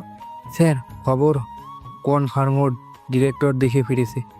এয়ারপোর্টের ফুটেজে তাকে দেখা গেছে। আমি বাড়ির চারপাশে একটা ফাঁকও দেখতে চাই না রাশেদ। প্রত্যেকটা এন্ট্রি আর এক্সিট পয়েন্টে 24 ঘন্টা নজর থাকবে। ম্যাডামের সিকিউরিটি 3 গুণ বাড়িয়ে দাও। তার স্টুডিওর বাইরেও 2 জন গার্ড থাকবে। ইয়ে স্যার। রাশেদ চলে যাওয়ার পর আরিয়ান রাইসার দিকে ঘুরল। তার সেই কঠিন বাবুসায়ের রূপটা মিলিয়ে গিয়ে আবার ফিরে এলো সেই প্রেমিক সত্তা। সে রাইসার হাত ধরে তাকে টেনে তুলল এবং জানালার কাছে নিয়ে গেল। আরিয়ান বাইরের দিকে তাকিয়ে, ওই দেখো, ওই প্রত্যেকটা গেটে, প্রত্যেকটা কোণায় আমার সবচেয়ে বিশ্বাসী লোক দাঁড়িয়ে আছে। এই বাড়ির দেয়াল ভেদ করে একটা মশা ঢোকারও অনুমতি নেই। সে রাইসাকে নিজের দিকে ঘোরালো। তার 2 হাত দিয়ে রাইসার মুখটা তুলে ধরল। আর তুমি তো শুধু এই বাড়িতেই থাকো না রাইসা, তুমি থাকো আমার হৃৎপিণ্ডের ভেতরে। কথা শেষ করে সে রাইসার ঠোঁটে একটা গভীর চুম্বন করলো। এই চুম্বনে ছিল ভালোবাসা, আস্থা আর তীব্র অধিকারবোধ। আমি বেঁচে থাকতে তোমার গায়ে একটা আঁচড়ও পড়তে দেব না, এটা আমার শপথ। আরিয়ান জরুরি মিটিংয়ে ব্যস্ত হয়ে পড়ার পর রাইসা তার স্টুডিওতে চলে এলো। তার চারপাশ কড়া নিরাপত্তা, কিন্তু তার মনটা ছিল অস্থির।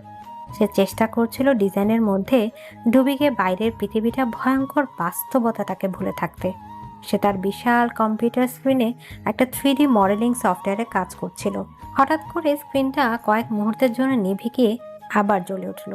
রাইসা ভাবল হয়তো ভোল্টেজের সমস্যা, কিন্তু এরপর যা হলো তার জন্য সে প্রস্তুত ছিল না। তার ডিজাইন সফটওয়্যারের মাঝখানে একটা কালো টেক্সট বক্স খুলে গেল এবং সেখানে কেউ যেন রিয়েল টাইমে টাইপ করতে শুরু করলো। তোমার খাঁচাটা খুব সুন্দর পাখি। রাইসার বুকের ভেতরটা হিম হয়ে গেল। তার হাত পা ঠান্ডা হয়ে আসছিল। এটা কে করেছে? কিভাবে? কিন্তু খাঁচার দরজা ভাঙতে খুব বেশি সময় লাগে না।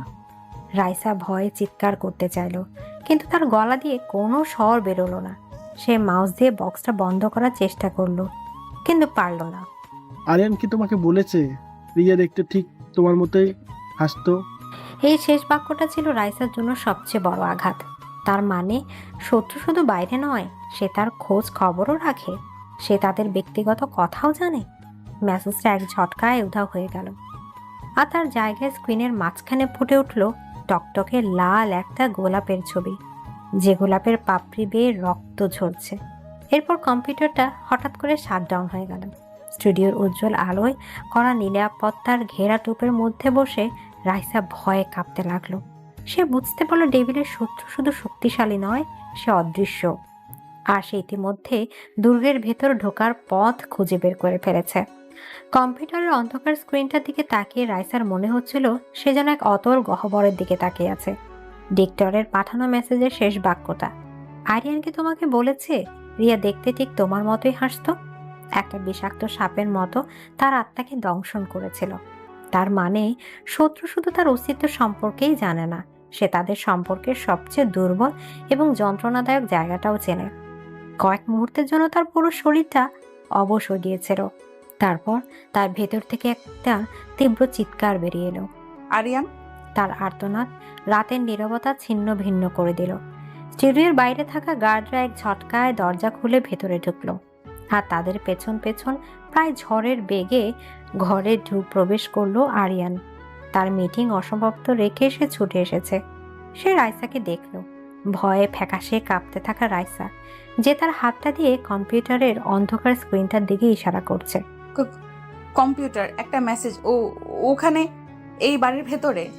আরিয়ানের মুখের কোমল ভাবটা এক মুহূর্তে উধাও হয়ে গেল। তার চেহারাটা গ্রানাইট পাথরের মতো কঠিন হয়ে উঠল। সে এক লাফে কম্পিউটারের কাছে গেল, কিন্তু স্ক্রিনটা তখন পুরোপুরি অন্ধকার। এক্ষুনি আমার সাইবার সিকিউরিটির হেডকে লাইনে নাও। এই বাড়ির সমস্ত ইন্টারনাল নেটওয়ার্ক, ওয়াইফাই সব কিছু শাটডাউন করে দাও। এই রুমটা সিল করো। আমার অনুমতি ছাড়া এখানে কেউ ঢুকবে না। তার আদেশগুলো ছিল এক আর্মি জেনারেলের মতো। গার্ডরা সঙ্গে সঙ্গে কাজে লেগে গেল। আরিয়ান তার সেই রুথলেস সিইও এর রূপে ফিরে গিয়েছিল, কিন্তু পরক্ষণে সে ঘুরল এবং রাইসার দিকে তাকালো। তার সেই কঠিন রূপটা আবার গলে জল হয়ে গেল। সে দ্রুত পায়ে রাইসার কাছে এসে তাকে নিজের বুকে জড়িয়ে ধরল। রাইসার কাঁপতে থাকা শরীরটাকে সে তার বলিষ্ঠ বাহু বন্ধনে আশ্রয় দিল। আমি এখানে আমি আছি, ভয় পেও না। শান্তি, নিঃশ্বাস নাও, আমার সাথে নিঃশ্বাস নাও। আরিয়ানের বুকের ধুকপাকানির শব্দ আর তার গলার স্বরের গভীরতায় রাইসার ভয়টা একটু একটু করে কমতে লাগলো। সে তার স্বামীর শার্টটা খামচে ধরে রইল, যেন এটাই তার একমাত্র আশ্রয়। মাস্টার বেডরুমে আরিয়ান এক মুহূর্তের জন্য রাইসাকে একা ছাড়েনি। সে তাকে কোলে তুলে স্টুডিও থেকে তাদের ঘরে নিয়ে এলো। তারপর তাকে বিছানায় বসিয়ে নিজে গিয়ে পানি নিয়ে এলো। তার সমস্ত কাজে ছিল এক তীব্র অস্থিরতার গভীর যত্ন। রাইসা কাঁপা কাঁপা গলায় আরিয়ানকে মেসেজের প্রতিটা কথা বলল। বিশেষ করে শেষ বাক্যটা বলার সময় তার গলাটা ধরে এলো। ও ও বলেছে রিয়াও নাকি আমার মতোই হাসতো। ও কিভাবে এত কিছু জানে আরিয়ান? রিয়ার নামটা রাইসার সাথে তার সাদৃশ্যের কথাটা শুনে আরিয়ানের চোখে এক ঝলক তীব্র যন্ত্রণা ফুটে উঠেই মিলিয়ে গেল। সেই জায়গাটা দখল করে নিল এক হিমশীতল ভয়ঙ্কর ক্রোধ। সে বুঝতে পারছিল ডিক্টর শুধু তার ব্যবসার আঘাত হানতে চায় না, সে তার সবচেয়ে দুর্বল জায়গায় তার ক্ষত বিক্ষত অতীতে আঘাত করতে চায়। আরিয়ান বিছানায় রাইসার পাশে বসে তাকে নিজের কোলে টেনে নিয়ে সে আমার সবচেয়ে দুর্বল জায়গায় আঘাত করার চেষ্টা করছে রাইসা। আরিয়ান রাইসার মাথায় হাত বোলাতে লাগলো। আর তুমি আমার সবচেয়ে বড় দুর্বলতা এবং আমার সবচেয়ে বড় শক্তি। ভিক্টর জানে না সে কার সাথে খেলতে এসেছে। সে আমার অতীতের এক ভূতের সাথে লড়তে চাইছে, কিন্তু সে জানে না যে আমার বর্তমানটা কতটা শক্তিশালী। কথা শেষ করে আরিয়ান রাইসার মুখের দিকে তাকালো। তার চোখে ছিল আগুন। সে রাইসার ঠোঁটে একটা চুম্বন করলো। এই চুম্বনটা ছিল মরিয়া, তীব্র এবং পজিটিভ। এই চুম্বনের মাধ্যমে সে যেন রাইসাকে নয় বরং নিজেকেই প্রতিশ্রুতি দিচ্ছিল। ও তোমাকে আমার কাছ থেকে কেড়ে নিতে চায়, কারণ ও জানে তুমি আমার নিঃশ্বাস। কিন্তু ও এটা জানে না যে নিঃশ্বাস ছাড়া এই শরীরটা বেঁচে থাকে না, একটা জীবন্ত লাশে পরিণত হয়। আর লাশ কোনো নিয়ম মানে না। রাইসা আরিয়ানের স্টাডি রুমে। আরিয়ান রাইসাকে একা রাখতে রাজি হলো না। সে তাকে নিয়ে তার ওয়্যার রুমে অর্থাৎ তার স্টাডি রুমে চলে এলো, যেখানে তার সিকিউরিটি টিম কাজ করছিল। রাইসা দেখলো এক অন্য আরিয়ানকে, যে তার প্রেমিক বা স্বামী নয়, একজন ঠান্ডা মাথা স্ট্র্যাটেজিস্ট। তার সাইবার এক্সপার্ট ভিডিও কলে লাইনে ছিল। স্যার, হ্যাকটা খুব সফিস্টিকেটেড ছিল। মাল্টিপল প্রক্সি সার্ভার করে আইপি অ্যাড্রেস করে লুকানো হয়েছে। আমরা ট্রেস করার আগেই ওরা বেরিয়ে গেছে। কিন্তু কি? স্যার, ওরা শুধু মেসেজ পাঠিয়েই বেরিয়ে যায়নি। ওরা আমাদের নেটওয়ার্কে একটা গোস্ট প্রোগ্রাম রেখে গেছে, যার মাধ্যমে ওরা হয়তো এখনও সার্ভিসেস সিস্টেমের উপর নজর রাখতে পারছে। কথাটা শোনার সাথে সাথে ঘরের তাপমাত্রা যেন আরো কয়েক ডিগ্রি কমে গেল। তার মানে শত্রু এখনো তাদের দেখছে, তাদের প্রতিটা পদক্ষেপের উপর নজর রাখছে। সিস্টেমটা আইসোলেট করে দাও আর আমাদের ব্যাকআপ সিকিউরিটি প্রোটোকল অ্যাক্টিভেট করো। আমি চাই 24 ঘন্টার মধ্যে এই ঘোস্ট আমার সিস্টেম থেকে দূর হবে। টিমকে নির্দেশ দিয়ে আরিয়ান কলটা কেটে দিল।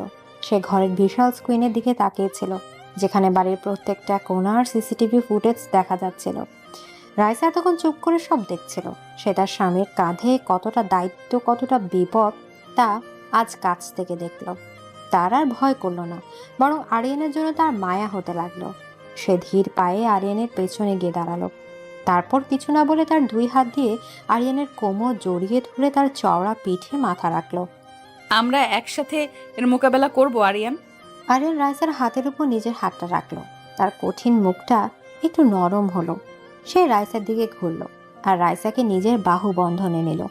হ্যাঁ, আমরা করব, কিন্তু তার আগে আমাকে একটা পুরনো হিসাব মেটাতে হবে। মানে?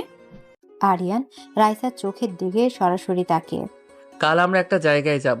তুমি আমার সেই অতীতটাকে নিজের চোখে দেখবে, যেটাকে আমি এতদিন সবার থেকে লুকিয়ে রেখেছি। আরিয়ানের চোখের দৃষ্টিটা ছিল তীব্র আর দৃঢ়। সময় এসেছে ভিক্টরকে এই মেসেজটা দেওয়ার, যে আমার শান্তিকে যে ছোঁয়ার চেষ্টা করে তার পরিণতি কতটা ভয়ঙ্কর হতে পারে। রাইসা বুঝতে পারছিল আরিয়ানার শুধু আত্মরক্ষা করবে না, এবার সে আক্রমণ করবে। আর সে রাইসাকে সাথে নিয়ে যাচ্ছে তার সে অন্ধকারের অতীতের মুখোমুখি হতে, যেখান থেকে হয়তো এক নতুন ভয়ঙ্কর ঝড়ের শুরু হবে। এদিকে আরিয়ানের সে ভয়ঙ্কর শপথের পর পুরো বাড়িটাকেই যেন এক যুদ্ধকালীন পরিস্থিতি তৈরি হয়েছিল।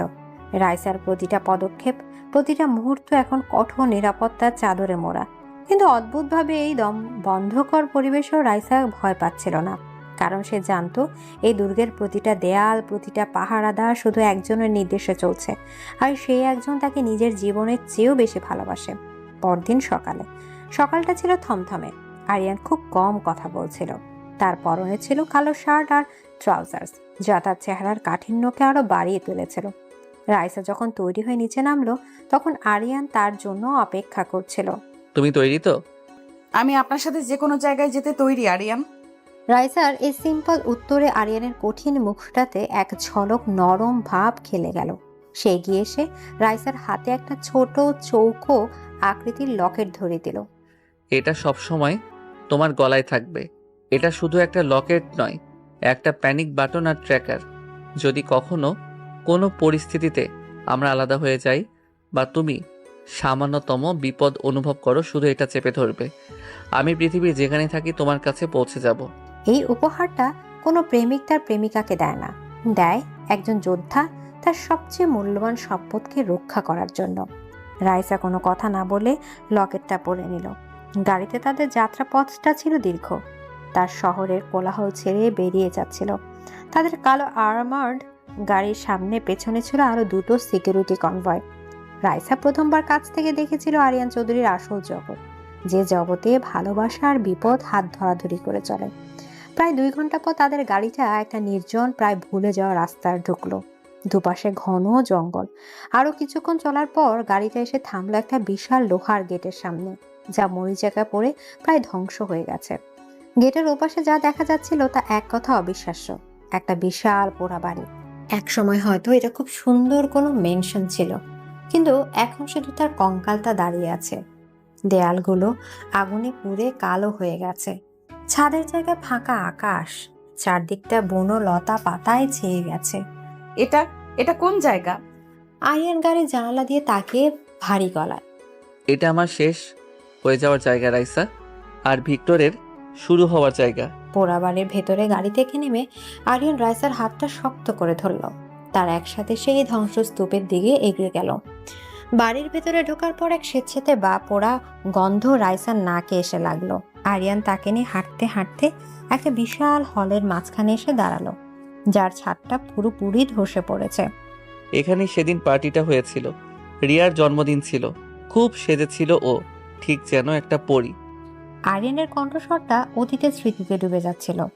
সেদিন খুব বৃষ্টি নেমেছিল।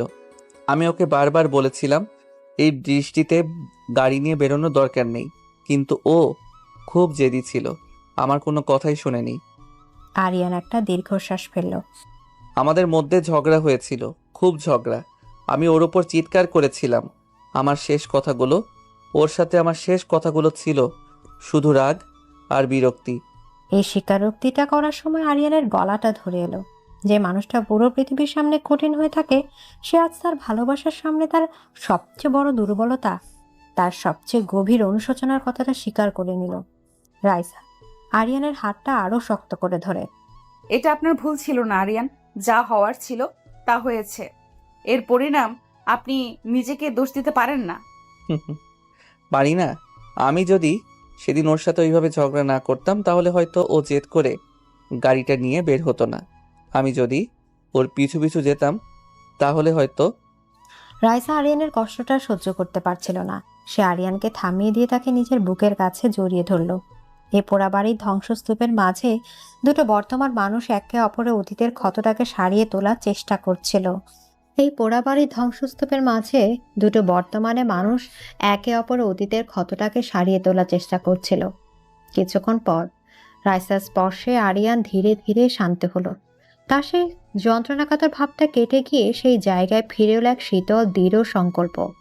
আমি জানি ভিক্টর আমাদের দেখছে। কিভাবে? এই জায়গাটা ওর কাছে একটা ট্রফির মতো, যে জায়গায় সে প্রথমবার আমাকে হারাতে পেরেছিল। আমি নিশ্চিত এই ধ্বংস স্তূপের প্রতিটি কোণায় ওর চোখ লুকানো আছে, হয়তো কোনো ড্রোন বা হিডেন ক্যামেরা। কথাগুলো বলে আরিয়ান রাইসাকে নিয়ে হলের এমন একটা জায়গায় দাঁড়ালো যেখানটা সবচেয়ে বেশি উন্মুক্ত। সে এমনভাবে দাঁড়ালো যেন সে জেনে শুনে নিজেকে এবং রাইসাকে শত্রুর ক্যামেরার সামনে প্রদর্শন করছে। তারপর সে যা করলো তা ছিল ভিক্টরের জন্য একরকম চরম বার্তা। আরিয়ান তার 2 হাত দিয়ে রাইসার মুখটা তুলে ধরল। তারপর সেই ধ্বংস আর মৃত্যুর স্মৃতি বিজড়িত জায়গায় দাঁড়িয়ে তার অদৃশ্য শত্রুর চোখের সামনে সে রাইসার ঠোঁটে একটা গভীর, তীব্র এবং আবেগী চুম্বন করলো। এই চুম্বনটা ছিল একটা ঘোষণা। এটা ছিল ছাই থেকে জেগে ওঠা ফিনিক্স পাখির মতো। এই চুম্বনের মাধ্যমে আরিয়ান তার শত্রুকে বুঝিয়ে দিল, তুমি আমার কাছ থেকে আমার অতীত কেড়ে নিয়েছিলে, কিন্তু আমার বর্তমানকে তুমি স্পর্শ করতে পারবে না। চুম্বন থেকে সরে এসে আরিয়ান রাইসাকে নিজের বুকের কাছে আগলে রাখলো। তারপর সে সরাসরি সামনের দিকে তাকালো, যেন সে অদৃশ্য কোনো ক্যামেরার লেন্সের দিকেই তাকিয়ে আছে। তার চোখে ছিল শীতল আগুন। দেখছিস ভিক্টর, তুই আমার কাছ থেকে আমার অতীত কেড়ে নিয়েছিলি সত্যি, কিন্তু আমার বর্তমান আর আমার ভবিষ্যৎ দুটোই এখানে আমার বাহু বন্ধনে দাঁড়িয়ে আছে। সে এক মুহূর্তের জন্য থামলো। আর ওর গায়ে একটা আঁচড় লাগার আগে আমি তোকে পাতালে থেকেও খুঁজে বের করব। And this time I won't fail. কথাগুলো শেষ করে আরিয়ান এক মুহূর্ত সেখানে দাঁড়ালো না। সে রাইসাকে প্রায় নিজের শরীরের সাথে মিশিয়ে নিয়ে সে পোড়া বাড়ি থেকে বেরিয়ে গেল। পেছনে ফেলে এলো তার অতীতের ছাই, আর বাতাসে ছড়িয়ে দিল তার ভবিষ্যতের জন্য এক ভয়ঙ্কর যুদ্ধের ঘোষণা। পোড়া বাড়ি থেকে ফেরার পুরো পথটা গাড়ির ভেতর ছিল এক অদ্ভুত নীরবতা, কিন্তু এটা সেই আগের দম বন্ধকর নীরবতা ছিল না। এই নীরবতার মধ্যে ছিল উত্তেজনা, সংকল্প আর দুজনের একে অপরের প্রতি গভীর আস্থা। আরিয়ান স্টিয়ারিং ধরেছিল, তার চোখ ছিল রাস্তার উপর, কিন্তু তার পুরো মনোযোগটা ছিল তার পাশে বসে থাকা রাইসার দিকে। আর রাইসা তাকিয়েছিল আরিয়ানের দিকে, যে মানুষটা কিছু ঘন্টা আগেও তার কাছে ছিল এক ভয়ঙ্কর রহস্য, আর এখন সে তার জীবনের সবচেয়ে খোলা পাতা। আপনি যা করলেন ওটা কি ঠিক ছিল? ভিকটিমকে ওভাবে সরাসরি উস্কে দেওয়াটা? ভুল বা ঠিকের সময় এখন আর নেই রাইসা, এখন শুধু জয় আর পরাজয়ের প্রশ্ন। এতদিন ও ছায়ার আড়াল থেকে আমার সাথে খেলছিল, আজ আমি ওকে বাধ্য করলাম সেই ছায়া থেকে বেরিয়ে আসতে। লুকোচুরি খেলা শেষ, হবে সামনাসামনি। রাইসা আরিয়ানের হাতটা নিজের হাতের উপর রেখে, এই যুদ্ধে আমিও আপনার সাথে আছি আরিয়ান। রাইসার এই কথা এবং তার স্পর্শে আরিয়ানের কঠিন মুখটা একটু নরম হয়ে এলো। আমাকে বলুন আমি আপনাকে কিভাবে সাহায্য করতে পারি। আমাকে শুধু আগলে রাখার চেষ্টা করবেন না, আমাকে আপনার সঙ্গী বানান। তুমি আমার পাশে আছো, এটাই আমার সবচেয়ে বড় শক্তি। কিন্তু আমি জানি তুমি শুধু পাশে দাঁড়িয়ে দেখার জন্য জন্মাওনি, তোমার বুদ্ধি আর সাহস দুটোই আছে। আরিয়ান রাইসার হাতের উপর নিজের হাতটা রেখে হালকা চাপ দিয়ে। আরিয়ানের এই স্বীকৃতি রাইসার মনে এক নতুন আত্মবিশ্বাস এনে দিল। সে আর শুধু একজন রক্ষিতা নয়, সে এই যুদ্ধের একজন সৈনিক। চৌধুরী মেনশনের ওয়ার রুমে বাড়িতে ফিরতেই আরিয়ান তার হেড অফ সিকিউরিটি রাশেদকে নিয়ে তার ওয়ার রুমে বসে গেল। এবার সে রাইসাকেও সাথে নিয়ে বসলো। ঘরের বিশাল ডিজিটাল স্ক্রিনে তখন চৌধুরী মেনশনে ব্লুপ্রিন্ট, সিকিউরিটি লেআউট এবং গার্ডদের পজিশন দেখাচ্ছিল।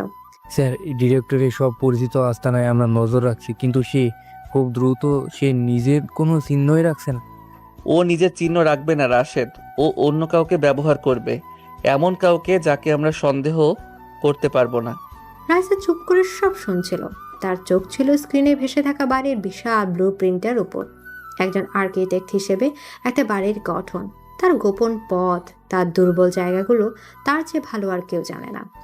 ভিকটিম যদি বাইরে থেকে আক্রমণ করতে না পারে আর ভেতরের নেটওয়ার্কও যদি আপনার নিয়ন্ত্রণে থাকে, তাহলে সে এমন কোনো পথ ব্যবহার করবে যা আপনাদের এই ডিজিটাল ম্যাপে নেই। রাইসা স্ক্রিনের একটি নির্দিষ্ট জায়গায় আঙুল রেখে, এই যে পুরনো স্টোর রুমটা, যেটা এখন প্রায় ব্যবহারই হয় না, এটার পাশেই তো বাড়ির পুরনো ওয়াটার ড্রেজিং সিস্টেমের মূল লাইনটা গেছে। এই লাইনটা প্রায় 500 বছরের পুরনো। এটা কি এখনো কার্যকর আছে? না ম্যাডাম, 10 বছর আগেই ওটা বন্ধ করে নতুন সিস্টেম করা হয়েছে। ওটা এখন পরিত্যক্ত। ঠিক তাই, পরিত্যক্ত জায়গায় হলো অনুপ্রবেশের জন্য সবচেয়ে নিরাপদ জায়গা। এই টানেলটা বাড়ির কোথা থেকে শুরু হয়ে কোথায় শেষ হয়েছে তার কোনো রেকর্ড কি আপনাদের কাছে আছে? রাশেদ আর আরিয়ান একে অপরের দিকে তাকালো। রাইসা এমন একটা সম্ভাবনার কথা বলেছে যা তাদের কারো মাথাতেই আসেনি। মানে এক্ষুনি একটা টিম নিয়ে ওই টানেলটা পরীক্ষা করো, ভেতরে বাইরে সবটা সিল করে দাও। রাশেদ চলে যাওয়ার পর আরিয়ান মুগ্ধ দৃষ্টিতে রাইসার দিকে তাকালো। তার চোখে ছিল বিস্ময় আর তীব্র গর্ব। রাতে মাস্টার বেডরুমে ব্যালকনিতে দীর্ঘ একটা উত্তেজনাপূর্ণ দিনের পর রাতের আকাশটা ছিল অস্বাভাবিক শান্ত। রাইসা ব্যালকনিতে দাঁড়িয়েছিল। আরিয়ান কখন যে নিঃশব্দে তার পেছনে এসে দাঁড়িয়েছে সে সেটা টেরই পায়নি। আরিয়ান তার 2 হাত দিয়ে রাইসার কোমর জড়িয়ে ধরে তাকে নিজের বুকের কাছে টেনে নিল। তার চিবুকটা রাখলো রাইসার কাঁধের উপর। আজ তুমি আমাকে আবার অবাক করে দিয়েছো রাইসা। রাইসা আরিয়ানের হাতের উপর নিজের হাত রেখে, কেন? আমি আপনার স্ত্রী।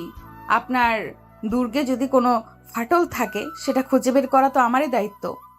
আরিয়ান রাইসাকে নিজের দিকে ঘোরালো।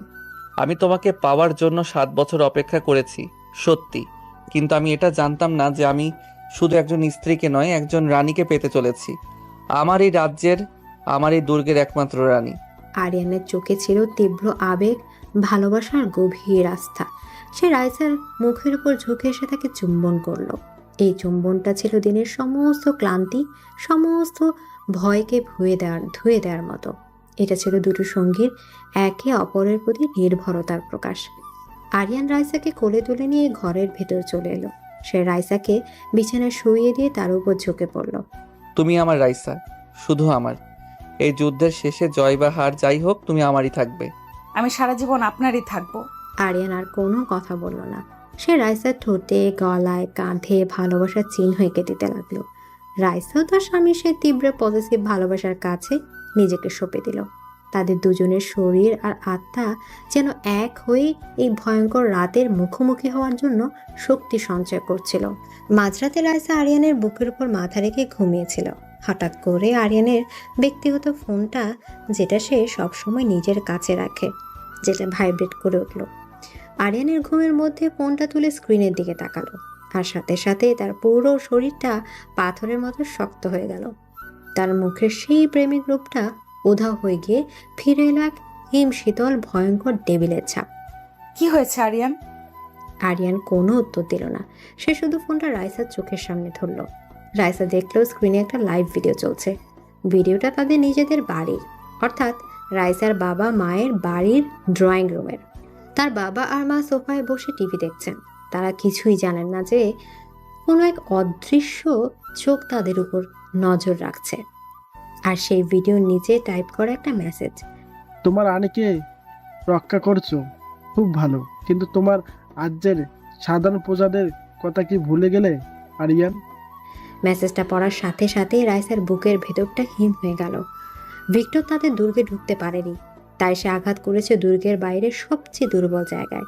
সে আরিয়ানের নয়, রাইসার দুর্বলতাটাকে টার্গেট করেছে। যুদ্ধটা শুধু আরিয়ান আর ভিক্টরের মধ্যে সীমাবদ্ধ রইল না, এটা এখন রাইসারও ব্যক্তিগত যুদ্ধে পরিণত হলো। এদিকে আরিয়ানের ফোন স্ক্রিনে ভেসে থাকা সেই লাইভ ভিডিওর নিচের লেখাটা ছিল একটা পারমাণবিক বোমার মতো, যা তাদের সদ্য খুঁজে পাওয়া শান্তির জগৎটাকে এক মুহূর্তে ধ্বংস করে দিয়েছিল। রাইসার হৃৎপিণ্ডটা যেন এক মুহূর্তের জন্য স্তব্ধ হয়ে গিয়েছিল। তার বাবা মা তার জীবনের সবচেয়ে নিরাপদ আশ্রয়, আজ তার কারণে ভয়ঙ্কর বিপদের মুখে। আমার বাবা মা? আরিয়ান, ও আমার বাবা মায়ের ক্ষতি করবে। আমাকে এক্ষুনি যেতে হবে। আমি ওদেরকে ফোন করব। রাইসা বিছানা থেকে নামার জন্য ছটফট করে উঠল, কিন্তু আরিয়ানের লোহার মতো শক্ত হাতটা তাকে ধরে ফেলল। আরিয়ানের মুখে তখন কোনো অভিব্যক্তি নেই। তার চোখ দুটো হয়ে উঠেছে হিম শীতল, যেখানে আবেগের বদলে ছিল শুধু ঠান্ডা হিসেবে ক্রোধ। চুপ, একদম চুপ, এক পাও নড়বেন এখান থেকে। আপনি বুঝতে পারছেন না, ওরা বিপদে আছে। আমাকে যেতে দিন প্লিজ। আরিয়ান রাইসাকে নিজের দিকে ঘুরিয়ে তার 2 কাঁধ ধরে, আমি সবকিছু বুঝতে পারছি রাইসা, তোমার চেয়ে অনেক বেশি বুঝতে পারছি, আর তাই বলছি চুপ করো। এখন যদি তুমি ওদের ফোন করো বা কোনোভাবে ওদের সতর্ক করার চেষ্টা করো, তাহলে ভিক্টর বুঝে যাবে যে আমরা তার ফাঁদটা দেখে ফেলেছি, আর ঠিক সেই মুহূর্তেই ও আঘাত করবে। ওইটাই চাই আমরা যেন ভয় পেয়ে ভুল কিছু করি। আরিয়ান গলাটা ছিল বরফ শীতল, কিন্তু তার যুক্তিতে কোনো ভুল ছিল না। রাইসা কান্নায় ভয়ে কাঁপতে কাঁপতে আরিয়ানের বুকে ভেঙে পড়ল।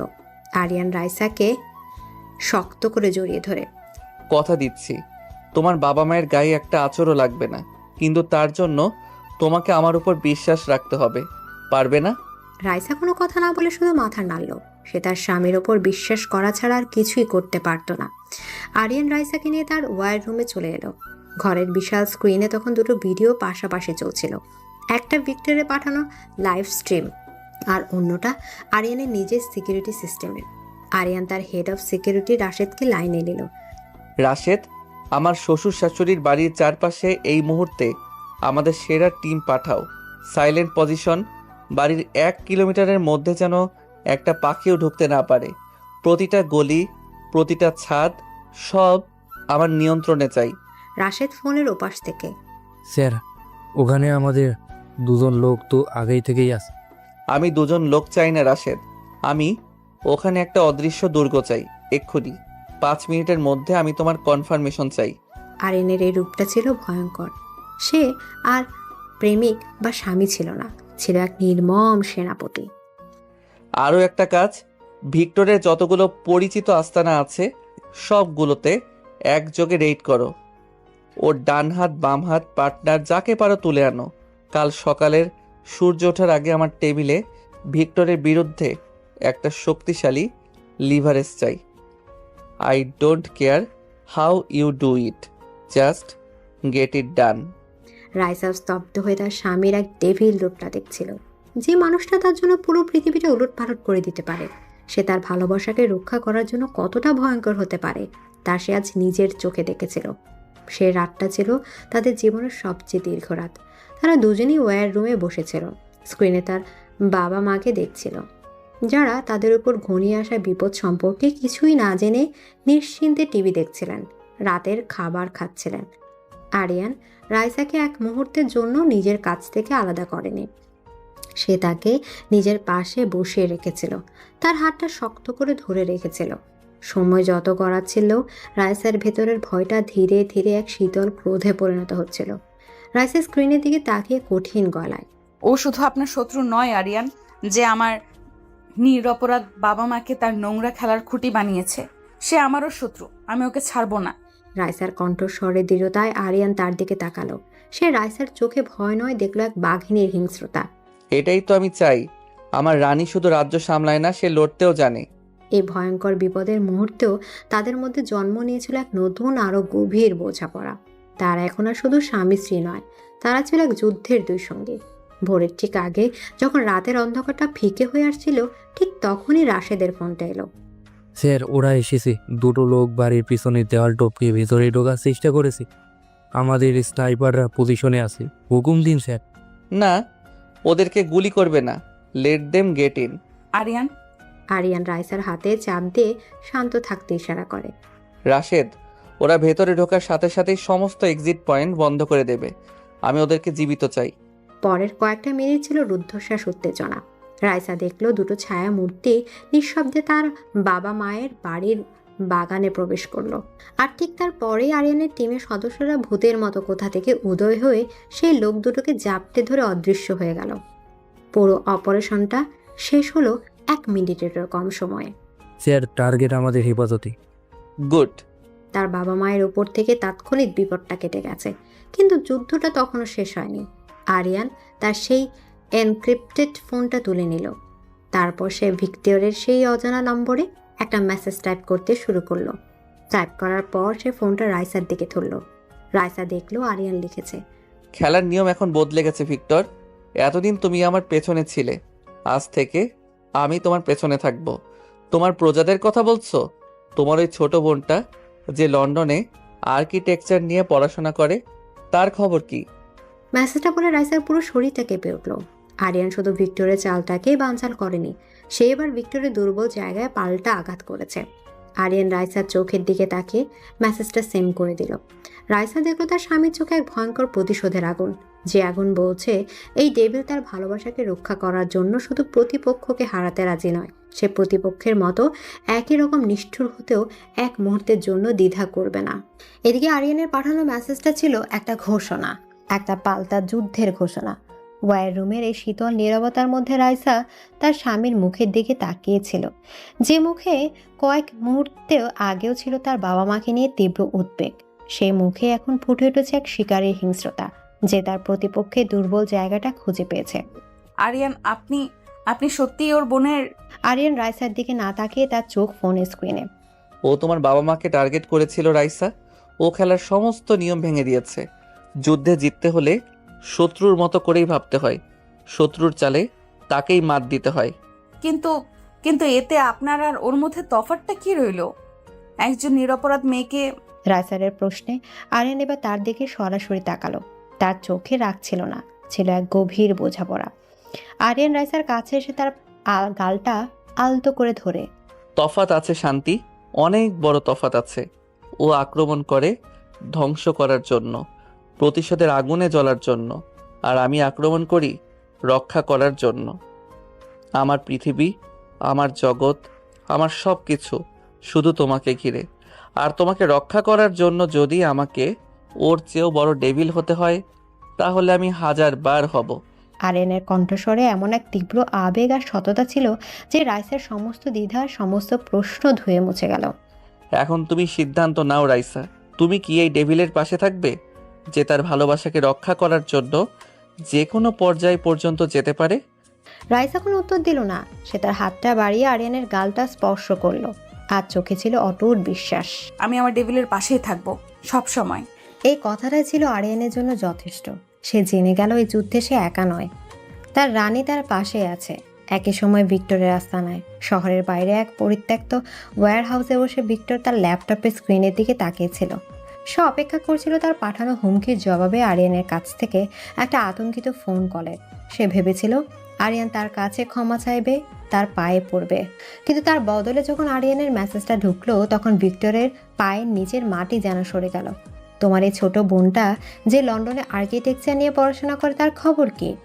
এই একটা বাক্য ছিল ভিক্টরের সমস্ত অহংকার ভেঙে দেওয়ার জন্য যথেষ্ট। না, হে হতে পারে না। তার বোন রিয়াসা ছিল তার জীবনের একমাত্র দুর্বলতা। তার জন্য সে প্রতিশোধের খেলায় নেমেছিল। সে মরিয়া হয়ে লন্ডনে একটা নম্বরে ফোন লাগানোর চেষ্টা করতে লাগলো। তার সেই ধূর্ত ঠান্ডা মাথার শিকারী রূপটা উধাও হয়ে গিয়ে সেই জায়গায় ফুটে উঠল এক আতঙ্কিত ভাইয়ের মুখ। চৌধুরী মেনশনের ওয়্যার রুমে আরিয়ানের সাইবার এক্সপার্ট টিমের মুখে তখন চওড়া হাসি। Sir, game on. ভিক্টর আমাদের টোপ গিলেছে। সে প্যানিকড হয়ে লন্ডনে একটা নির্দিষ্ট নম্বরে বারবার ফোন করার চেষ্টা করছে, আর সিগন্যালটা খুব দুর্বল। কিন্তু আমরা ওই ডিজিটাল ফুটপ্রিন্ট ধরে ফেলেছি। আমরা ওর লোকেশন ট্রেস করার খুব কাছাকাছি। গুড, ওকে খেলতে দাও। ও যতবার ফোন করবে আমরা ওর তত কাছে পৌঁছাবো। আরিয়ানের চালটা ছিল নিখুঁত। সে জানতো ভিক্টরকে সরাসরি খুঁজে পাওয়া যাবে না, তাই সে ভিক্টরকে বাধ্য করলো নিজের গোপন আস্তানা থেকে বেরিয়ে আসার জন্য।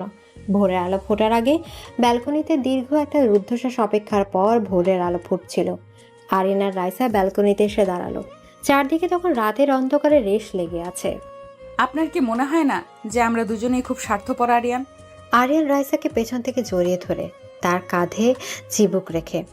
ভালোবাসাটাই হয়তো পৃথিবীর সবচেয়ে স্বার্থপর অনুভূতি শান্তি। এটা যুক্তি বোঝে না, নিয়ম বোঝে না। এটা শুধু নিজের মানুষকে যে কোনো মূল্যে আগলে রাখতে চায়। বাকি দুনিয়া জাহান্নামে যাক। আরিয়ানের এই কথাই ছিল তাদের সম্পর্কের সারাংশ। এক ভয়ঙ্কর স্বার্থপর কিন্তু তীব্র ভালোবাসা, যা তাদের সঠিক বা ভুলের ঊর্ধ্বে নিয়ে গেছে। আরিয়ান রাইসাকে নিজের দিকে ঘোরালো এবং তার ঠোঁটে একটা গভীর চুম্বন করলো। এটা ছিল তাদের সেই অন্ধকার জগতের শপথ, তাদের আমরা বনাম পুরো পৃথিবীর চুক্তি। ঠিক সেই মুহূর্তে ওয়্যার রুম থেকে রাশেদের ফোনটা এলো। বলো রাশেদ। রাশেদ ফোনের ওপাশ থেকে উত্তেজিত গলায়, স্যার, ইউ গট মি হিম। আরিয়ান আর রাইসা এক দৌড়ে ওয়্যার রুমে চলে এলো। বিশাল স্ক্রিনে তখন একটা স্যাটেলাইট ম্যাপ দেখা যাচ্ছে, যার উপর একটা লাল বিন্দু দপদপ করে চলছে। Sir, location confirm. ভিক্টর শহরের বাইরে পুরনো ডক ইয়ার্ডের কাছে একটা পরিত্যক্ত লোহার ওয়্যার হাউস থেকে অপারেট করছে। অবশেষে অদৃশ্য শত্রু দৃশ্যমান। শিকারে নিজেই তার শিকারে পরিণত হয়েছে। আরিয়ানের চোখ দুটো জ্বলে উঠল। সে তার টিমকে চূড়ান্ত অপারেশনের জন্য প্রস্তুত হওয়ার নির্দেশ দিল। আরিয়ান যখন তার ব্ল্যাক জ্যাকেটটা পরে নিচ্ছিল, তখন রাইসা তার সামনে এসে দাঁড়ালো। তার চোখে ছিল দৃঢ় সংকল্প। আমিও আপনার সাথে যাব। না Raisa, it's out of the question. এটা খুব বিপজ্জনক। বিপদ তো এখন আমাদের নিঃশ্বাসের সাথে মিশে গেছে আরিয়ান। যে যুদ্ধটা আমাকে আর আমার পরিবারকে ঘিরে, সেই যুদ্ধের শেষটা আমি নিজের চোখেই দেখতে চাই। আমি তোমাকে কোনো ঝুঁকির মধ্যে ফেলতে পারবো না। রাইসা আরিয়ানের চোখের দিকে সরাসরি তাকিয়ে, আপনিই তো বলেছেন আমি আপনার শান্তি। আপনি কি আপনার শান্তিকে পেছনে ফেলে ঝড়ের মোকাবেলা করতে যেতে পারবেন? হয় আমরা একসাথে যাব, অথবা আজ রাতে কেউ কোথাও যাব না। রাইসার গলায় ছিল তার রানীর মতো অধিকার বোধ আর দৃঢ়তা। সে আর সেই ভীতুর অসহায় মেয়েটি নেই যে ভাগ্যের হাতে নিজেকে সঁপে দিয়েছিল। সে এখন আরিয়ান চৌধুরীর স্ত্রী, তার টেবিল স্বামীর একমাত্র সঙ্গী। আরিয়ান তার স্ত্রীর চোখের দিকে তাকিয়ে রইল।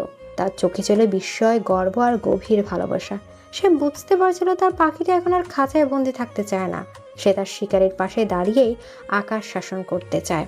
রাইসার সে শান্ত দৃঢ় প্রতিজ্ঞ কণ্ঠস্বরটা ওয়ার রুমের উত্তেজনাপূর্ণ পরিবেশেও এক অদ্ভুত স্থিরতা নিয়ে এলো। আরিয়ান তার স্ত্রীর চোখের দিকে তাকিয়েছিল। সেই চোখে ভয় ছিল না, ছিল আস্থা। আত্মত্যাগ করার জন্য আকুতি ছিল না, ছিল পাশে থেকে যুদ্ধ করার সংকল্প। রাইসা, জেদ করো না, এটা কোনো বাচ্চাদের খেলা নয়। ওখানে সত্যি সত্যি বিপদ আছে। আমিও বাচ্চা নই আরিয়ান, আমি আপনার স্ত্রী। আপনার জীবনের সবচেয়ে বড় যুদ্ধে যদি আপনার পাশে দাঁড়াতে না পারি, তাহলে এই সম্পদের কোনো মানে নেই। হয় আমরা একসাথে যাব, অথবা কেউই যাব না। আরিয়ানের বুকের ভেতরটা গর্বে ভরে গেল। সে বুঝতে পারল রাইসা তার দুর্বলতা নয়, সে তার বর্ম। যে বর্ম তাকে শুধু বাইরের শত্রু নয়, তার ভেতরের ডেভিলের কাছ থেকেও রক্ষা করে। ঠিক আছে, তুমি যাবে, কিন্তু আমার শরীর থেকে 1 ইঞ্চির জন্যও দূরে সরবে না। প্রমিস? প্রমিস। ডকইয়ার্ডের পরিত্যক্ত ওয়্যার হাউসের বাইরে রাতের অন্ধকারটা ছিল কুচকুচে কালো। পুরনো ডকইয়ার্ডের স্বেচ্ছেতে বাতাসে ছিল সমুদ্রের নোনা গন্ধ আর বিপদের আভাস। আরিয়ানের টিমের সদস্যরা ভূতের মতো নিঃশব্দে পুরো ওয়্যার হাউসটা ঘিরে ফেলেছিল। একটা অত্যাধুনিক ভ্যানের ভেতরে মনিটরের স্ক্রিনের সামনে বসেছিল আরিয়ান আর রাইসা। ভ্যানের ভেতর থেকে তারা ওয়্যার হাউসের ভেতরে চিত্রটা দেখতে পাচ্ছিল, যা তাদের ড্রোন আর মিনি ক্যামেরা পাঠিয়েছিল। স্যার, আমরা ভিতরে ঢোকার জন্য প্রস্তুত। অপেক্ষা করো। ভেতরের দৃশ্যটা ছিল অদ্ভুত। বিশাল ওয়্যার হাউসটা ছিল প্রায় খালি, আর ঠিক মাঝখানে একটা চেয়ারে বসেছিল ভিক্টর। তার হাতে একটা রিমোট কন্ট্রোল, যেটা সম্ভবত কোনো বোমার সাথে সংযুক্ত। সে একা ছিল আর সে অপেক্ষা করছিল। হঠাৎ করে ভেতরে একটা স্পিকারের ভিক্টরের কণ্ঠস্বর বেজে উঠল। স্বাগত আরিয়ান চৌধুরী, আমি জানতাম তুমি আসবে। শুধু এটা জানতাম না যে তুমি তোমার নতুন খেলাটাকেও সাথে করে নিয়ে আসবে। ভিক্টর জানতো তারা বাইরে আছে। এটা একটা ফাঁদ ছিল। ভেতরে চলে এসো ভাই, সামনাসামনি কথা বলি। আর হ্যাঁ, কোনো চালাকের চেষ্টা করলে আমরা সবাই একসাথে উড়ে যাব। তোমরা কেউ নড়বে না। আমি আর রাইসা ভেতরে যাচ্ছি। কিন্তু sir, that's an order. Aryan আর রাইসা হাত ধরাধরি করে ভেতরে ঢুকলো। ভিক্টর তাদের দেখে একটা বিকৃত হাসি দিল। বাহ, ঠিক যেমনটা আমি চেয়েছিলাম। লাইলা মজনুর শেষ দৃশ্য। খেলা শেষ ভিক্টর, তোর চারদিকে আমার লোক। খেলা তো এখন শুরু হলো ভাই। রিয়াও ঠিক এইভাবেই তোমার উপর বিশ্বাস করেছিল, তোমার হাত ধরেছিল, আর তুমি ওকে মরতে দিয়েছিলে। আজ তুমি তোমার এই নতুন ভালোবাসাকেও নিজের চোখের সামনে মরতে দেখবে, মরতে। ভিক্টর রিমোটের বাটনটা প্রায় চেপে ধরেছিল। ঠিক সেই মুহূর্তে রাইসা চিৎকার করে উঠল। চুপ করুন, একটাও কথা বলবেন না। সবাই অবাক হয়ে রাইসার দিকে তাকালো। রিয়ার মৃত্যুর জন্য আরিয়ান দায়ী নয়, দায়ী আপনি আর আপনার অন্ধ ঘৃণা। আপনি প্রতিশোধের আগুনে এতটাই অন্ধ হয়ে গেছেন যে আপনি নিজের বোনকেও বিপদে ফেলতে একবারও ভাবেননি। লন্ডনে একা একটা মেয়ে, সে কি জানে তার ভাই তার জন্য কি ভয়ঙ্কর বিপদ ডেকে আনছে? রাইসার মুখে তার বোনের নাম শুনে ভিক্টরের হাতটা এক মুহূর্তের জন্য কেঁপে উঠল। তার চেহারায় ফুটে উঠল দ্বিধা, আর সেই একটা মুহূর্তই ছিল যথেষ্ট। ছাদের উপর লুকিয়ে থাকা আরিয়ানের স্নাইপার বন্দুক থেকে একটা গুলি বিদ্যুতের গতিতে এসে ভিক্টরের হাতের রিমোটটা কন্ট্রোলটা উড়িয়ে নিয়ে গেল। তার পরক্ষণেই চারদিক থেকে আরিয়ানের টিমের সদস্যরা এসে ভিক্টরকে চাপটে ধরল। খেলা শেষ। কয়েক মাস পর চৌধুরী মেনশনের ব্যালকনিতে জীবনটা এখন অনেক শান্ত। ভিক্টর এখন ছেলে, তার সমস্ত সাম্রাজ্য ধ্বংস হয়ে গেছে। আরিয়ানের জীবনে আর কোনো ঝড় নেই, আছে শুধু শান্তি। সূর্যাস্তের সময় আরিয়ান আর রাইসা ব্যালকনিতে দাঁড়িয়েছিল। রাইসা আরিয়ান পেছন থেকে রাইসাকে জড়িয়ে ধরেছিল। আমার সেই ভয়ঙ্কর ডেভিল বরটা এখন কোথায় গেল? এখন তো দেখি শুধু একজন অতিরিক্ত রোমান্টিক বরকেই দেখতে পাই। আরিয়ান রাইসার কপালে একটা চুমু খেয়ে, তোমার ভালোবাসা সেই ডেভিলটাকে মেরে ফেলেছে শান্তি, সে এখন শুধু তোমার। রাইসা আরিয়ানের দিকে ঘুরল। আর আমার সেই বজ্জাত চাচাতো ভাইটা, সে কোথায়? সে তো এখানেই আছে। কথা শেষ করে আরিয়ান এক ছটকায় রাইসাকে কোলে তুলে নিল। রাইসা চিৎকার করে উঠলেও তার মুখে ছিল হাসির ছিলেক। এই বজ্জাত ভাইটা এখন তার রানীকে নিয়ে তার রাজ্যে ঘুরতে বেরোবে। আরিয়ানের বাহু বন্ধনে রাইসা নিজেকে সঁপে দিল।